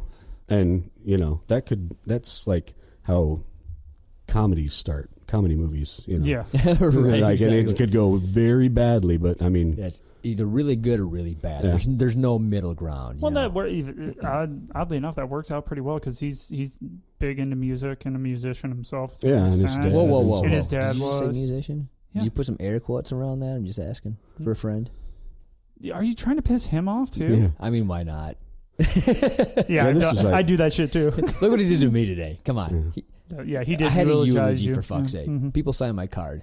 But yeah, so that actually makes a little sense. That's and not to sound douchey or, whatever, but that's It's too the power of jiu-jitsu. It really is. It's We've talked about that though. It's that common thread that is oh so hard to find in real life. Well, interestingly, Right. like if, You know? if you and I did soccer, I don't think we could have the same relationship as if you and I do Brazilian jiu-jitsu. Well, it's just you can't kick a ball. I'm just saying it's a different dynamic between sports. That's all I'm saying. It's more of a different animal. It's definitely a Right. tribe mentality for sure. Right. Like I said, with the traveling thing, I haven't been to a single school, and I've been to, quite a few, where I haven't been just absolutely welcome with open arms. Like, oh, a fellow practitioner, Have you ever been to a school where they're like just fucking assholes?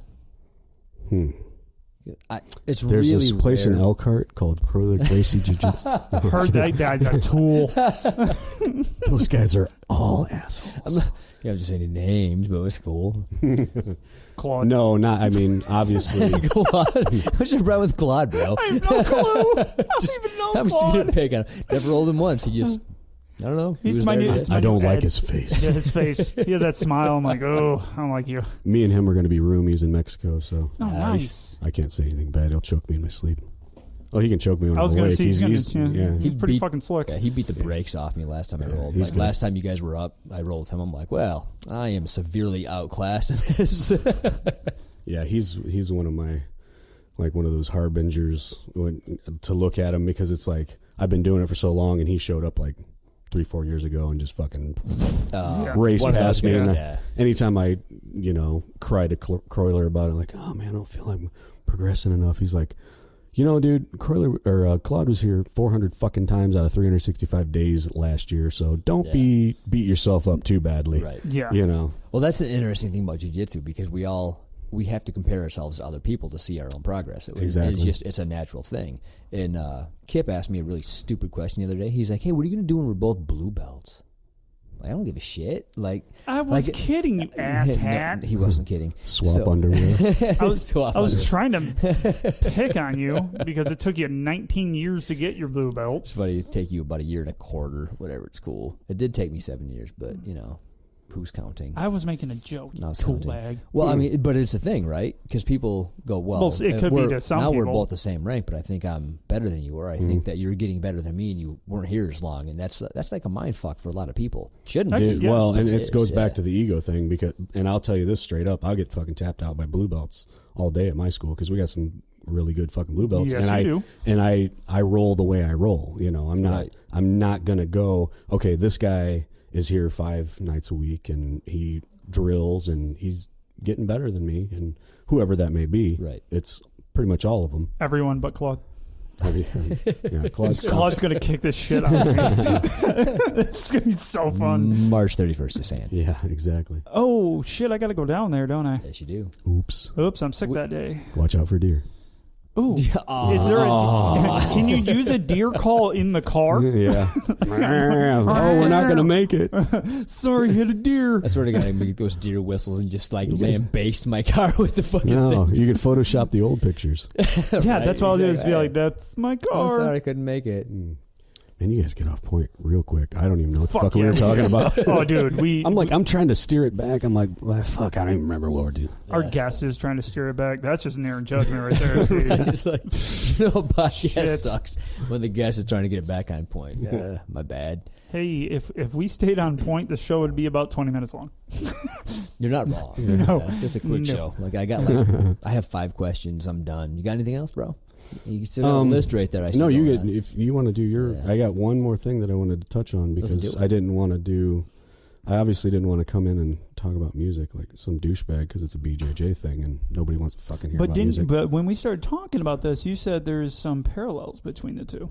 I did, and then I immediately said, What the fuck are you talking about? Well, and then there was a comment made that Paul was going to read up on it, and I was like, fuck, I'm out of my depth. This guy's going to read something? Shit, I had some good points, but he's going to be educated. So I read some shit. Right? No, dude, go shoot. Yeah, go ahead. Apparently, when you learn music as a kid, your brain develops differently than when you don't, and you learn everything going forward differently. Not just music. I think that's the same with like a secondary language too. No, that's actually the same shit. So if you know music or a secondary language, you learn everything differently. So actually, that was one of my last questions was, do you think it's helped you significantly learning music or being a musician and part of your jiu-jitsu, at least as far as the coming up with your own shit, being... I don't know. I love how far you got into sounding intelligent and then went... No, that was good. Dude, he had me going. I was like, this motherfucker did his work. Yeah, man. dude, and then closes it with good shit. Good shit. I'm 8 fingers into Pilar right now. Yeah. You've been drinking, man. So... Thanks, Chad. Good looking out. I think I'm more the exception to the rule if that's actually the truth. And to make another point, I had... when I was in Taekwondo, I had a... 3rd-degree black belt, and he found out I was a musician. He's like, what is it about, musicians? They all want to be martial artists, and then all the martial artists want to be musicians. What's funny about that is Luis wanted to be a drummer for a while. No, I don't know how far he got, but I had a buddy that was teaching him. But that's awesome.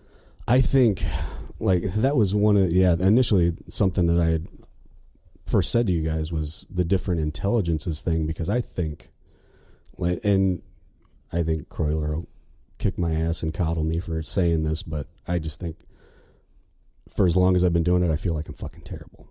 But I feel like as far as music goes, I won't blow my own horn, but Croyler he said this to me and we've had this talk, but he can see a move like you guys were talking about, seeing a YouTube move or whatever, and we can do it right away, just joking around. He said in complete sincerity, and I believe him, he's like, I can see something once, how it's done, and I can do it. Right. I'm like, well, it's in your fucking DNA. Yeah. Of course you can. That's what he does. And that's your intelligence, where I can, sit on the couch for 3 hours and every commercial there's music in, and I can pick up the melody immediately, just by ear. It's just something stupid that I've done all my life, but it serves me well, as far as ear training and whatnot. Right. So it's like, he'll point that out to me when I get too hard on myself, as far as he's like, well, you do this. I can't do what you do.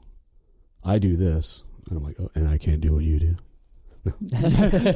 Why are you talking shit? That sounds like a backhanded insult. Well, and people have, I think we talked about this on the show, different intelligences. Like, it doesn't matter how much research I do. I'm not going to be Einstein. I don't have the genetic fortitude to do that shit. It's just not in my DNA. I can't do that. I don't have that kind of IQ. Same thing with jiu-jitsu or music or anything else. Some people are going to get better because you have a natural propensity to do so. Yeah. Sorry about your luck. It just is what it is. Like, do the best with what you can, have fun with it, and just move on. Well, look at these guys who are world champions. They come out of nowhere and get their fucking black belt in like 3 or 4 years. I'm like, what in the fuck? I mean... Right? Right. I don't. Exactly. That doesn't even make sense to me. Yeah, that is not right. I'm struggling to understand shit now, and I've been doing it 3 times that long. Exactly. Yeah. I've been doing this since 2000. I think I got introduced in 2004 or 6. I forget. But I think 6. But yeah, I'm not. In my mind, I'm not good. I can do a few things. I'm good at a couple of things in jiu-jitsu.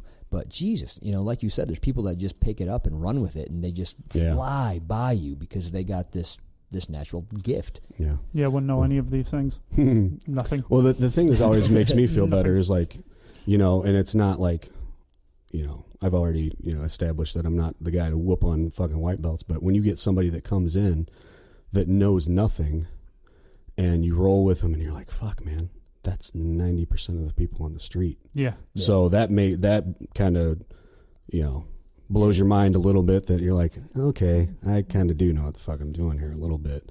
As far as the general population. Right. Now all the guys in my school kick the fuck out of me, but hey, well, yeah, that's what they do. That's who we compare ourselves to, right, Kip? Yes. I mean, we're going, hey, I suck at this because everybody that knows jiu-jitsu is better than me.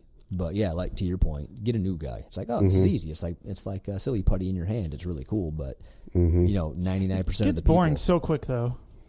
Yeah. Well, I mean, if you're like trying, if you're just trying to rail him, it's like this isn't even fun. If you're trying to have a good roll, right? But yeah, you know, well, I think, as far as like, you know, comparing yourself to other people, I fell into that trap early on because, like I said, my training schedule is, you know, just mornings, and it's usually when I can grab one or two people when I can be there. I got a key to the gym, so we can go whenever.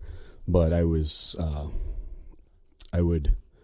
train with this guy named Kevin who just started coming back, and real tough guy, and he would always get me in the same position, and just, I mean, that was his go-to thing. And I'm like, fuck, man, I'm not, you know, it was only when I was like not letting him do that anymore where it's like, So at a certain point you got to compare yourself to other people. But and like now Fridays I roll with my buddy Andy Crowbot. He's a Elkhart police officer. So he's obviously got like a completely different mindset. Like, and he's bigger than me. He has to fucking win, you know, because that's the cop mindset. Like, if I don't win, I don't go home at night, and I understand that. Oh, that's fair enough. So I wouldn't have thought about that, but that's legit. No, and that dude, I mean, 8 rolls out of 10, he's getting me, and he's a blue belt. You know, I ain't hating on him for it, you know. But in the same respect, I'm, you know, kind of comparing how I'm doing against him, you know, measuring myself, you know. And then there's Vic, who a lot of the times it's just me and him on Sundays. And I mean, that guy can fucking mop the floor with me, but he'll do, if it's just, the great thing about Vic is if it's just me and him on Sundays, it's basically like a private, and we'll do positional things, and he'll critique my roles, and he'll be like, look, this is what you need to work on. Nice. You know, and it's awesome. You know, and that's I wish I had something like that. Dude, that's like an hour and a half. I'm like, about your luck. It used to be that I was pissed that, you know, nobody else showed up, because then you could do more round robin and different people. Yeah. But now it's like, I'm pissed when people do show up. Right. It's like, hey, asshole, go home. I get so much out of Vic this. Vic is mine. There goes my private lesson. God damn it. Yeah, I like to beat up on all the blue belts. I do it differently, though. I let them beat the shit out of me. Interesting. That's a good. It's an interesting way to win. It's a game plan. It's like, man, you guys think you're so good. You are. I suck. Damn it. My story fell apart. Good one, Kip. At the climax too. Great story. Can I hear it again? Yes. Thank you. Yes. Back to so I want to make a comment. You know, I probably should have made it 20 minutes ago when we were talking about, you know, music and stuff. My cousin is a drummer, and he got his first drum set when he was 10 maybe, and he just played. Like, he listened to what the fuck is that song? Bop, Skinny Bop, or whatever the fuck it was. Skinny Bop, yeah. And he would just play it, like no big deal. He got his fucking drum set, and he's just like, hey, this is awesome, I got it. So he'd give me the sticks and wonder why the fuck I couldn't do it. Like, I can do it, bro. Why can't you do it? Yeah. That was just it. He's like, what, are you trying to fuck it up? Like, what the hell is wrong with you? We both didn't understand. I didn't understand why I couldn't. He didn't understand why I couldn't. I'm like, I don't know. But that just, you know, just goes to show the propensity of what the fuck you can and can't do. Yeah. Every brain is different. Yep. So yeah, don't be hard on yourself, people. Just do the best. Unless you're me. Yeah, if you're Kip, you know, just give up. And then if you're not Kip, Kip, the fuck up. Be hard on Kip. Oh.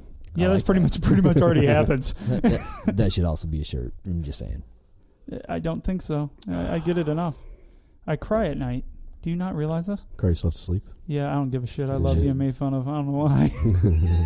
Makes me feel wanted. That's right. It's more fun that way. As long as I can be the punchline, I'm good. Yep. Exactly. People like me if they're laughing at me, right, guys?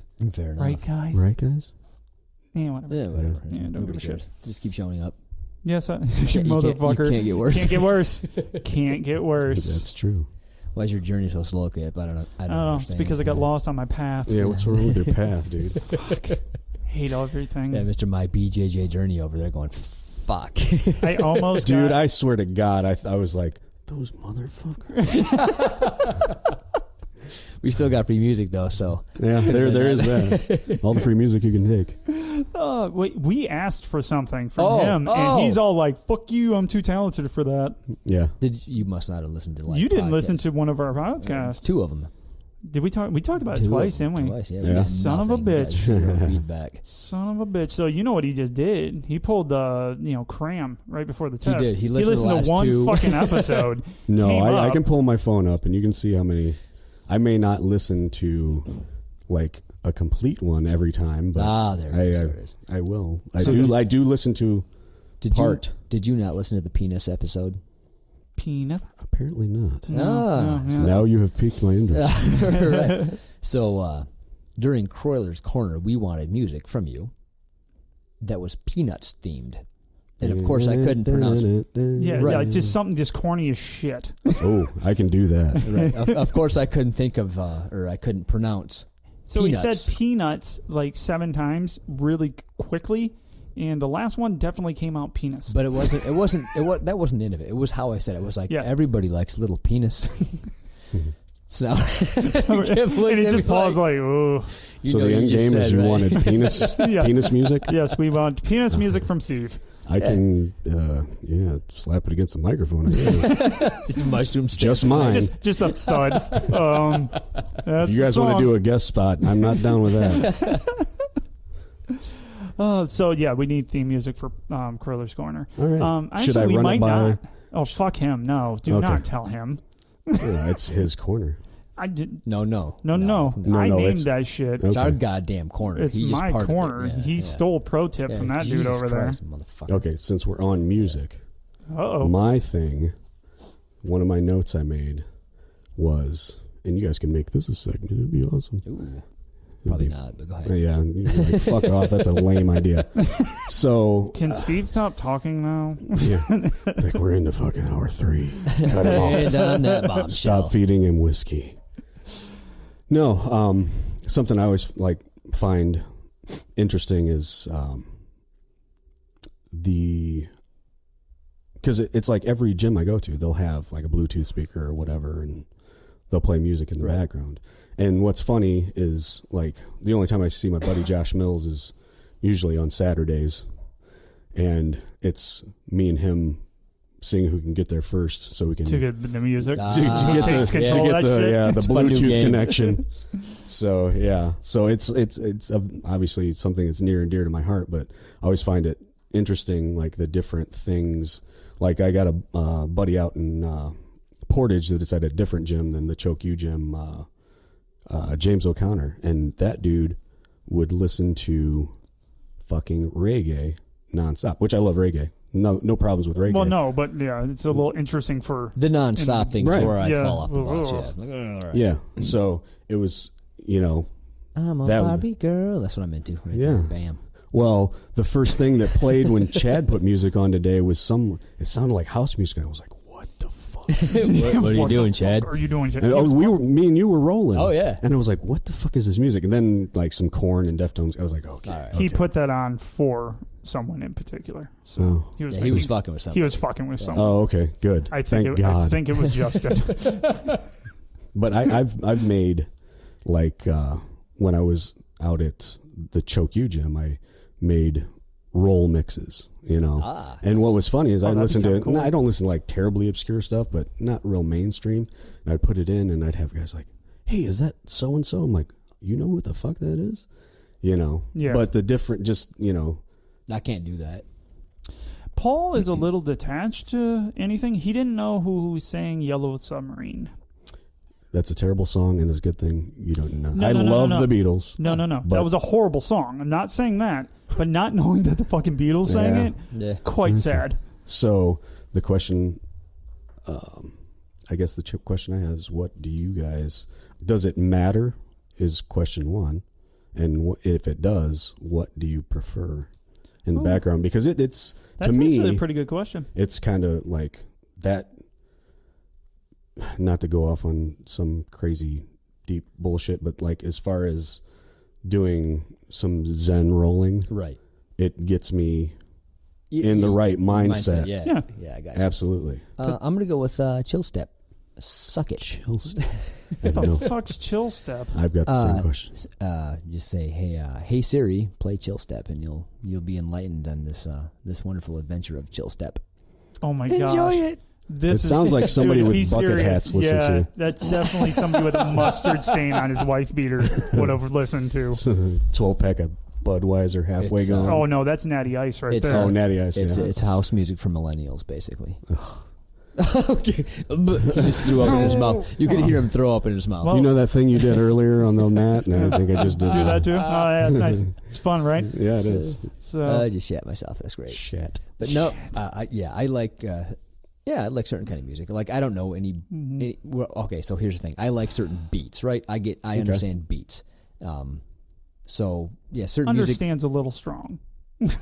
All right, fair enough. You connect I with connect. certain. There you go. Yeah, I connect with certain beats, and it makes rolling and training more fun. Certain music, I'm like, what the fuck is that? I just can't do it. So I do understand where you're coming from. I just don't know what the fuck to call the music. Yeah, well, what I know, Chad likes to put on. Metallica comes on a lot. Mm-hmm. Pantera comes on a lot. Pantera kicks ass. I've seen them in concert. I've seen him 13 times. I wish. I actually hung out with Dimebag Darrell quite a few times. And I had a story that was something sad. relating to this. Like I was thinking about coming up and I cannot fucking remember what it was. Damn it, But yeah. show ruined. Yeah, fuck this. I'm just erasing this now.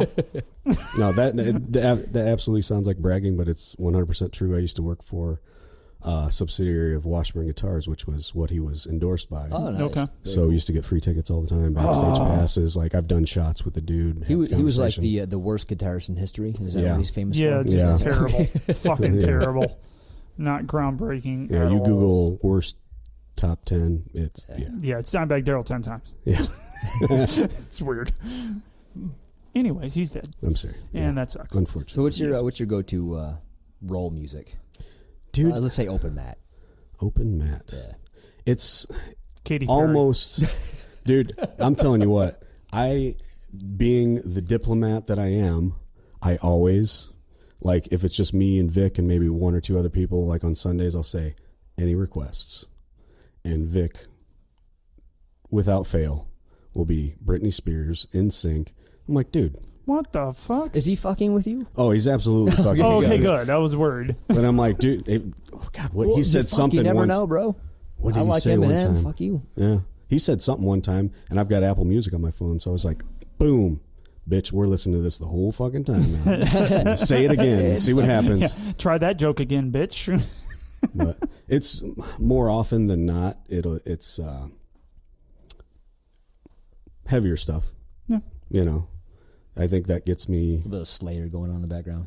We've listened to Slayer a couple times, but that's not my go-to, Slayer just never. Literally just picked a name out of the air. That was Yeah. good. It was a Yeah. band, which It I'm was an not actual proud of. band. Sounded like you knew what the fuck you meant. Nope. I'm just Couldn't Slayer name was one never. song. Slayer's a little bit too much. It's screaming and Yeah. not really instrumental. It's just kind of sound. I've seen them live quite a few times, and it serves its purpose, but it's not something that I put on and Yeah. listen to. Would you believe me that if I've only watched 2 concerts in my entire life? And who was that? One, Def Leppard. I've seen Def Leppard. 2. I'm sorry that you saw them. I was gonna say I'm glad I haven't seen them. Yeah. I thought it was a great show. I guess I don't know any better. They but, do put on a good show, but it the was- music is irritating. Anyways, Yes. And then Agreed. Then Motley Crue. no shit. Which Yeah. one? Really? Fuck, I don't know. They were actually filming a. Was it in DVD. Grand Rapids? It was. Yeah. I saw that same show, and I have the DVD. Yeah, they were making a DVD. Yeah, they were. Yeah. It was Carnival of Sins. Yep. I saw that show in Chicago. So actually, this is a good. Well, it's not really a good jiu-jitsu story, but the guy that I went with got too drunk, much like I am now. Now, and Just a little side note: it was my idea to drink whiskey. it was normally I drink water. I but saw what he was drinking. I stopped. Yeah, I've got a literally 2-hour just drive. drank Yeah. half a fifth Nice. by myself. That's great. Yeah. So Paul's wife's gonna be pissed off at me. Fuck yeah, she is. Blame it on me. Right. The guy that I went with was a douche, but only when he was drunk. So you so got I one didn't of know those, that. huh? I didn't know that. So I go there, he gets drunk, and there's these huge dudes with their girlfriends in front of us. And he decides out of the blue just to start pushing them for no reason. Like, I'm just going to start shoving these guys in front of us during a Motley Crue concert. That sounds like it went along with the bottle story. Very similar. So luckily, he was, I don't know, probably 40 at the time, I guess. But the kids were mid-20s and didn't want anything to do with the fight, luckily enough. And I'm like, dude, what the fuck are you doing? So, don't go to a concert with people you don't know, I guess. Don't do it. Okay. Yeah. I'm good with that. I'm going to keep drinking. Yeah, I don't think so. It's a good story, bro. Motherfucker's Can I gonna be- hear it again? This dude's going to be asleep by like 5. I'm just going to go take Probably a should have nap. brought some water down here, but So on that note, we the new segment I'm pitching is music to roll to. Yeah, let us know. And I can suggest something every week. Hell yes. Or like you it. can tell me Hell to yes. fuck off, and that's a bad idea. well, I can't Well, do I both. think- Well, we'll do that. I will tell you to Not fuck with you off. sitting here, though. Right. Yeah. So that shit Understandable. have to leave. Understandable. You outrank us. Understandable. We both know that you're able to kick our ass, so we'll do that maybe next episode. Yeah. Yeah. That'd be fun. Yeah. I think so. We'd love adding Stealth. stuff. But I mean, I think that would I think the three things that are like go together, and I've seen a lot, and obviously from where jiu-jitsu comes from, Brazil secondarily, there's a lot of beach and there's a lot of surfers, a lot of BJJ guys, and I've suggested to my wife that I want to move to San Diego because there's no more than like 1,000 fucking BJJ schools, and there's surfing out the ass. I'm like, that's all I want to do. There's railroads in California. Let's move. That is She like does, the mecca she's of not jiu-jitsu, biting, yeah. but I think surfing and jiu-jitsu go hand in hand. I mean, you were talking about where the rash guards came from. And if you're in Yeah, California, I was hats. just going to say, I'm like, rash guards were actually for surfers, Yeah. and then they were adapted to being used to not getting your freaking rashes all over you from rolling around in a freaking cloth. And if you really like paying taxes, California is the place to go. And San Diego, I price don't. of living, quite low. Yeah, yeah, it's really affordable. But the third thing on the list would be obviously music. I think I'm going to take my got a little Zoom hand recorder because I know at least Croyler's cousin Deb, Marcio's daughter. Those things are cool. I actually want one. Yeah, they record great. Yeah, but I want to take that with me, and maybe if there's other musicians in the group, do something for my podcast. Oh, that'd be cool. that'd be Shit. Just like as a satellite Hell yeah. thing. Yeah, for sure. That'd be But I sweet. think that's those three things are really tied in. The guys from Show Your Roll, like, they're fucking reggae heads. Really? Oh yeah. I didn't know that. Yeah. That's cool. Absolutely. Interesting. And then like if you follow Eddie Bravo on Instagram, that dude is like, he's a musician. Yeah, And yeah. he's constantly A good one, too, posting music shit, Right. But I think the three things go hand in hand really well. You can hobnob with Joe Rogan, Yeah. Eddie Bravo. That'd be sweet. Absolutely. Learn how to surf. I'll just do whatever. I'm good. Yeah, I'm stuck in Michigan. Yeah.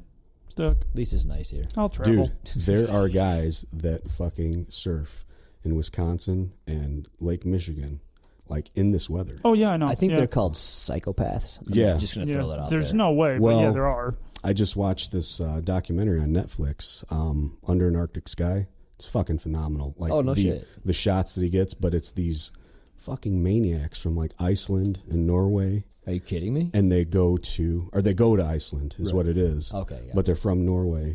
And like, oh God, what is the guy's name? I'm going to kick myself in the ass because I've bought 2 of his books and they were like ungodly expensive. He's a surf photographer.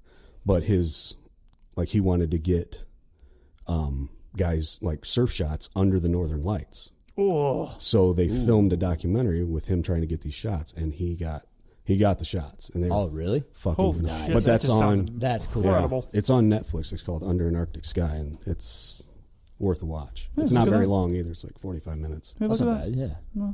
I did the crowdfunding for it and bought the book and whatnot and the movie. Oh, no shit. Yeah. That's cool. Yeah. Nice. I've always thought about doing the crowdfunding thing because For they got what? really cool shit out there. Just whatever. Just random. Well, shit. Just never actually pulled the trigger on it. I tell you what, I ran into the dark side of the crowdfunding thing. Really? This past week or two, there was something that I Wrist lock seminar? Yeah. Like, what the fuck, man?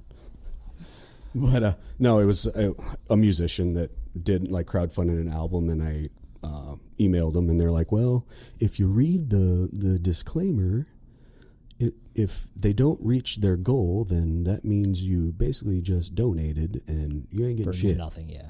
So, and I didn't realize that. But That's anyways, bullshit. off fucking topic and nothing to do with BJJ. Fair enough. I thought you got we do your that money. shit all the time. I thought you got your money back, though, if they didn't You don't. produce. No shit. Yeah. Oh. I did the crowdfunding for Super Troopers 2. I would have. If I knew it was there, I would have. You know what sucked? I kicked myself in the ass. We got like a safety bonus at work, which was that we don't get anymore. But it was like around $250, whatever, and it was. Is it because people keep fucking themselves up, or because they don't do that anymore? Because they're cheap bastards and they don't do it anymore. But shame. So Why yeah, be safe? if you went for so long and nobody got hurt, you got like $250 every Nice. 6 months. So I think I got it maybe twice. But anyway, so right around the time the crowdfunding came out for Super Troopers 2, I ended up getting a check. So I'm looking through like all the things you can get, you know, and one of the things was, I'm trying to think, it was maybe the premiere of the movie, like the day before they go to some bar and you sit there and drink with them, and it's the cast. Oh, really? Oh, that'd be fucking Dude, that's cool. It was like 200. It was almost exactly what I got paid, Nice. and I'm like, Hey. and like it took me an hour to decide, and by the time I fucking went to pull the trigger, it was gone. Oh, So sucks. now I get like a DVD and a poster signed when it comes No, out. that's not nearly Damn as it. cool. And not even close. Yeah, can't win. Not even close. But, yeah. Can't win them all. Well, you got their sponsors ready? Yep. Are we done? Is that your way well, of saying that's fuck my it? segue. Yeah. All right. That's my fucking I'm done segue. talking to this dickhead over here. well, hold Fucking on. Steve keeps talking, and He's talking about stupid shit that Right. has nothing to do with BJJ. Do you have anything more BJJ related on your notes In- before we go to the sponsors? You know, I hate to fucking monopolize shit, but I do want to make one point. And I'm like getting way too much relaxed over here and leaning away from the mic. yeah, he's fucking way comfy over there. So His feet up. I had one experience that I wanted to share, and I think this would be just good for your audience to hear. I did a couple private classes with Patrick Robinson out at Chokyu, and Right. what I was working on at the time is I was like, I want to do more realistic training, which if you ever, get down to Croylers too often, Luis is really good about that, like taking strikes. Right. Like kind of like they're doing EBI now. Yeah. where Yeah. they're- Yeah. But I'm a fan of that. I'm not gonna lie. yeah, I mean, Yeah. it definitely, it puts more street back into it, which is something I don't think we revisited. But as far as like being self-defense based, but the thing that I found and that he told me after doing like 4 or 5 private classes, just basically no gi and then gloves. Yeah. So you can see the positions Right. differently. Oh, okay. And he's Makes like, sense. and me and Pat had rolled quite a bit before, and he's like, dude, your game tightens up so much when you do shit, when we're doing this type of training. So I would say, to your listeners, if you don't do no gi with strikes, definitely give it a shot. I'm not talking about, white belts, whatever. Yeah. Nothing too, and that's not a dig, dude. Don't Two get brand new that was guys a- the that was a- first day. he was you looking definitely at want me to get again. you want to get a good base before you just start doing shit like that. But as far as no-gi, dude, and when he told me that, I was like, holy shit, he's right. Because, one of Vic's big things is, everything's pinched, everything's in Right. tight, Yep. and you don't even have to think about doing it then because you're worried about getting punched in the fucking face. Right. Yep. But as Oh, that far makes as sense, yeah. as far as the training, he's like, yeah, that your game tightened up 100%, That's pretty cool. Are we So- actually going to start doing similar things at Yeah, we've Black tried Line? that. Yeah, we've Yeah. done it a few times. The But first yeah, time we're we were gonna- going to supposed to try go it, back. yeah, the gym was closed because of weather or sickness, one of the two. Yeah, something like that. Yeah. Yeah. We've Right. done it before, though. I Yeah. think before you started, maybe. Yeah, I have Because Rick's definitely punched me in the face. Yeah. I have literally Jesse, done punch me in the face. 0 no-gi in years. Yeah. There's nothing to grab. I don't know. I'm like a fish out of water. Like, I don't know what to do. I don't know who said it, but I read like a quote in the past week. I think it was on Instagram, and somebody said, it's like, if you can't do the same shit without a gi that you do in a gi, BJJ's crap. That's what somebody said. Ooh, I didn't say that. BJJ's crap over there, Paulie. But I knew that. I anyway, didn't say that. I mean, but Steve, dude, it definitely. I mean, if you take that top off, you got nothing to grab onto. It's a whole different world, and I suggest to everybody they try it. I was real into that at a certain point. That was all my privates were. This is because that's what I do it for. Right. It's for self-defense.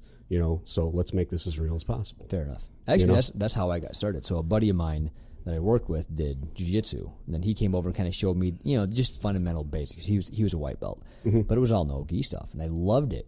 And he kept on trying to talk me into doing the gi. I'm like, fuck that! I'm not wearing a gi. That's stupid.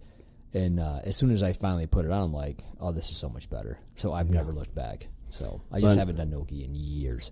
I don't know if Louis said this or Kroller said this, but like one of the gi things, like during the winter, like you don't really think about it, but everybody's wearing a gi, and during the winter, that's their fucking winter coat. Right. You can check the piss out of somebody.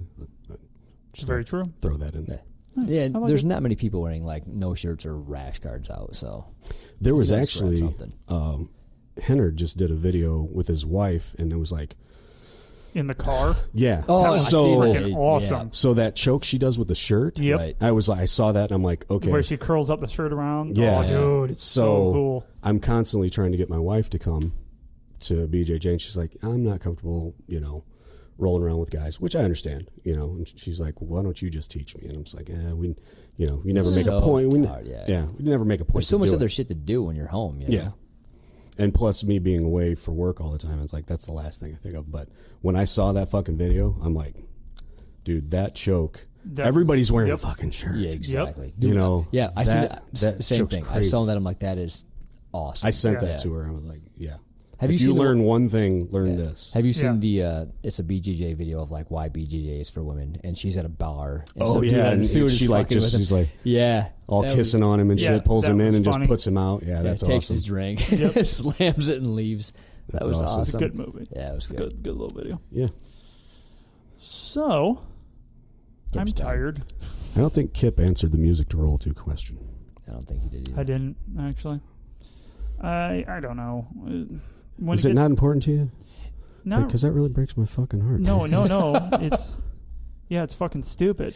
It's one more thing I got to do because Paul can't do shit. That's what he's trying to say. I got to do a lot of shit around here. No, it's weird because I like Pantera and the Metallica playing when I'm warming up and stuff. I definitely don't need it when I'm rolling because it's just not my style. I'm not trying to kill people. What if he said no? I'm not trying to kill people. But I'm either, just saying it kind of gets you in that mindset of being a little more aggressive. I can see that. Thing. I can see that. So I'm thinking Spice Girls. So there you go. If you want to be my lover. What if he sends his music to roll to, and that's our outro? That'd be cool. Yeah, that'd be cool too. As long as you don't play too much of it. So I'm gonna. I think it's go ahead. No. Yeah, we keep it short. Yeah, I'm gonna go ahead and preempt it and say, if nobody knows who the band Good Tiger is, their album just came out this week, and it's not my band. I'm not gonna be that douchey, but feel free if you want. No, I do want to say this. The music that is at the beginning is not Steve Dickson. That is Atharia, the band Atharia. ATHARIA. So, hold on, I gotta write it. Let me. I gotta look at it. I didn't come up with the name, so yeah. But it's Atharia. We're on Facebook. We'll be on Bandcamp, Reverb Nation, whatever.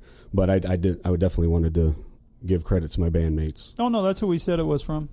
Did you? Yep. Okay. Right off the bat, we're like Atharia, right? That's how you say it? Atharia, yes. So the positive that you can take away from this, I got another story. I'm going for longest podcast ever. You are. Oh, hold on.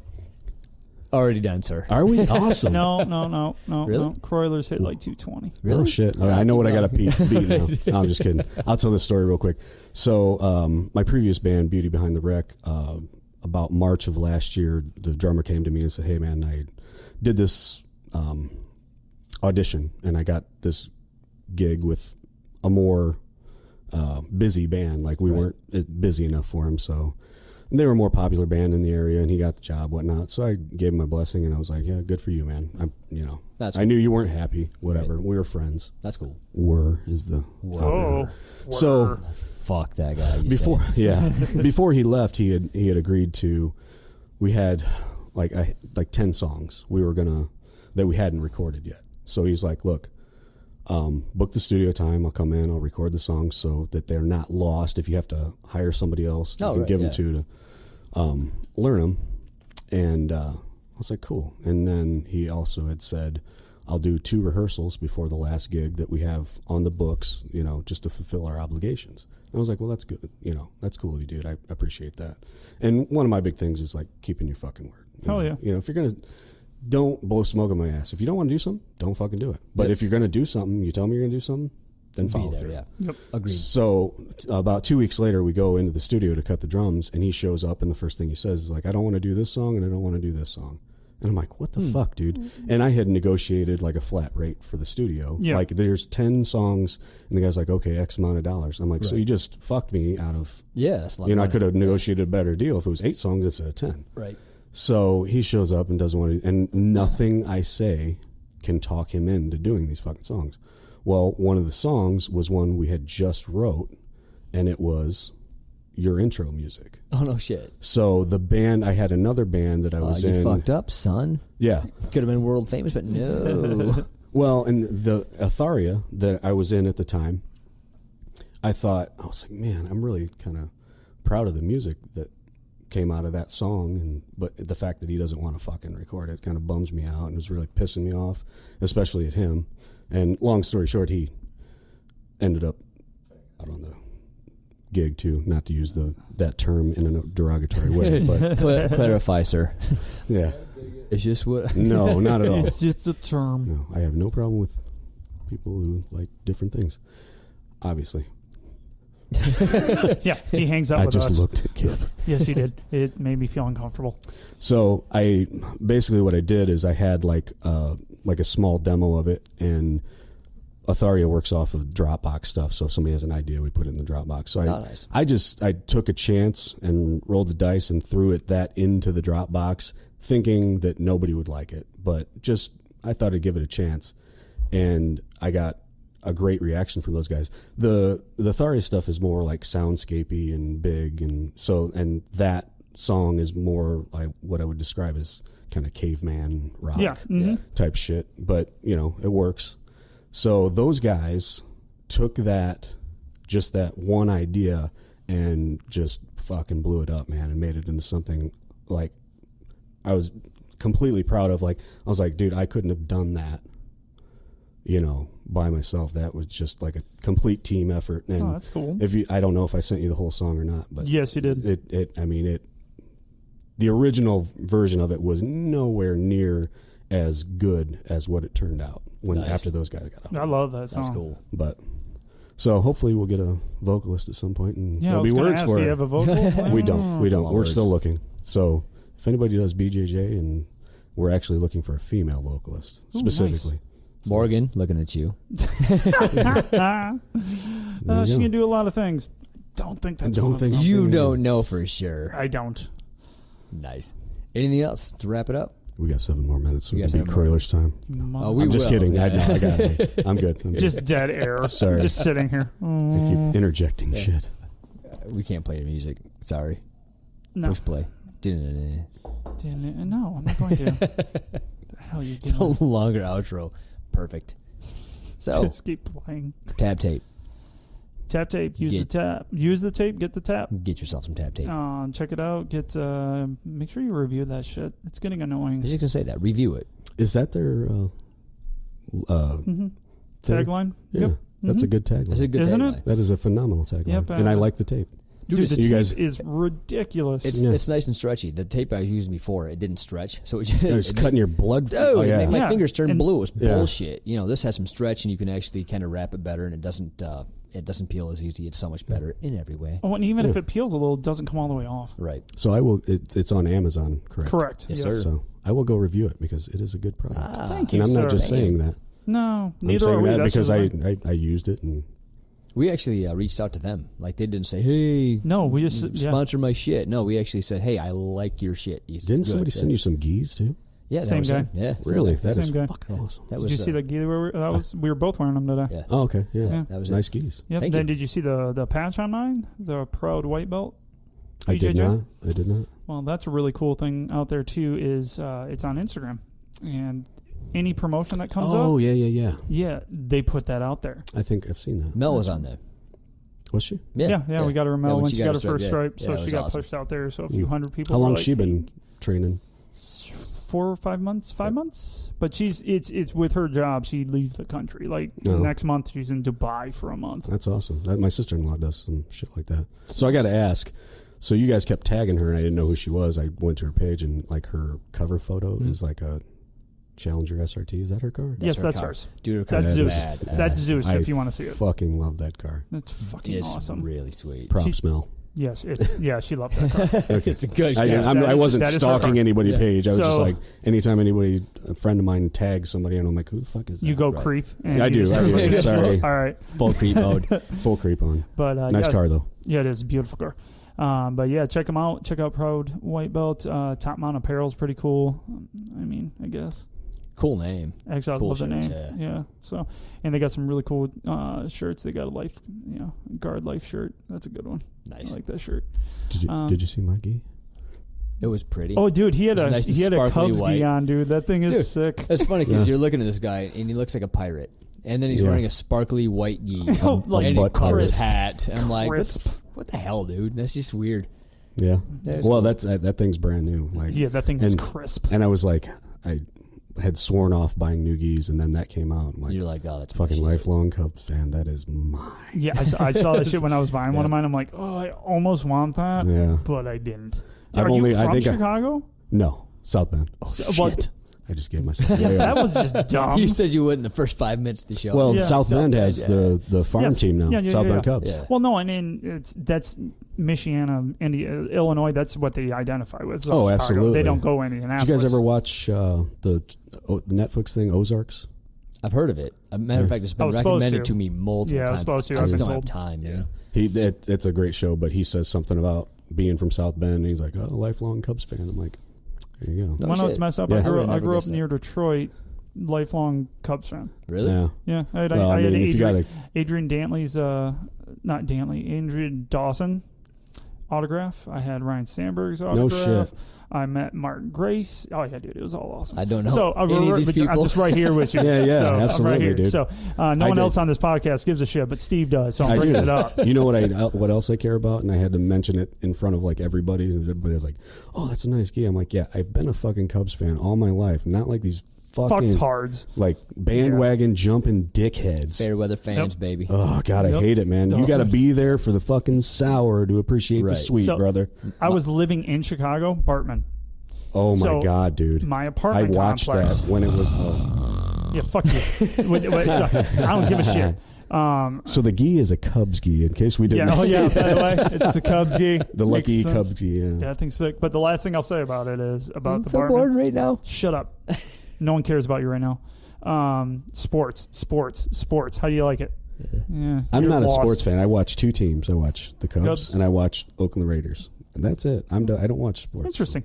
Well, Anyways, and they're both lose, and they both suck. yeah, they really do. Yeah. I know that much about sports, but Yeah. about it. I know But, failure. But the sound that you could hear throughout the apartment. This was a really nice apartment complex. I should not have been there, but the sound that you could hear When he did that. when he did oh that my God, dude. was Did amazing. you hear they gave him a fucking ring? Fuck yeah, they did. Oh my God. Well, dude, his life got ruined.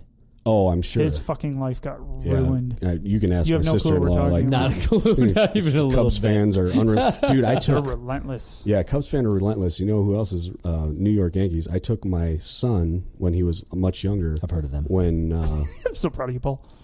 God, who was it? All the big names, that they have come through the Yankees. I can't fucking think of anybody. Yeah. But I wanted to take him because there was some guys that were definitely Hall of Famers. So you could sit back. We had shitty seats, so you could sit back and watch just, the two most fierce fan bases in baseball. Yep. Fucking fights breaking out everywhere. Yeah, it's and just people getting ejected. I'm like, that's right, bitch. Yes.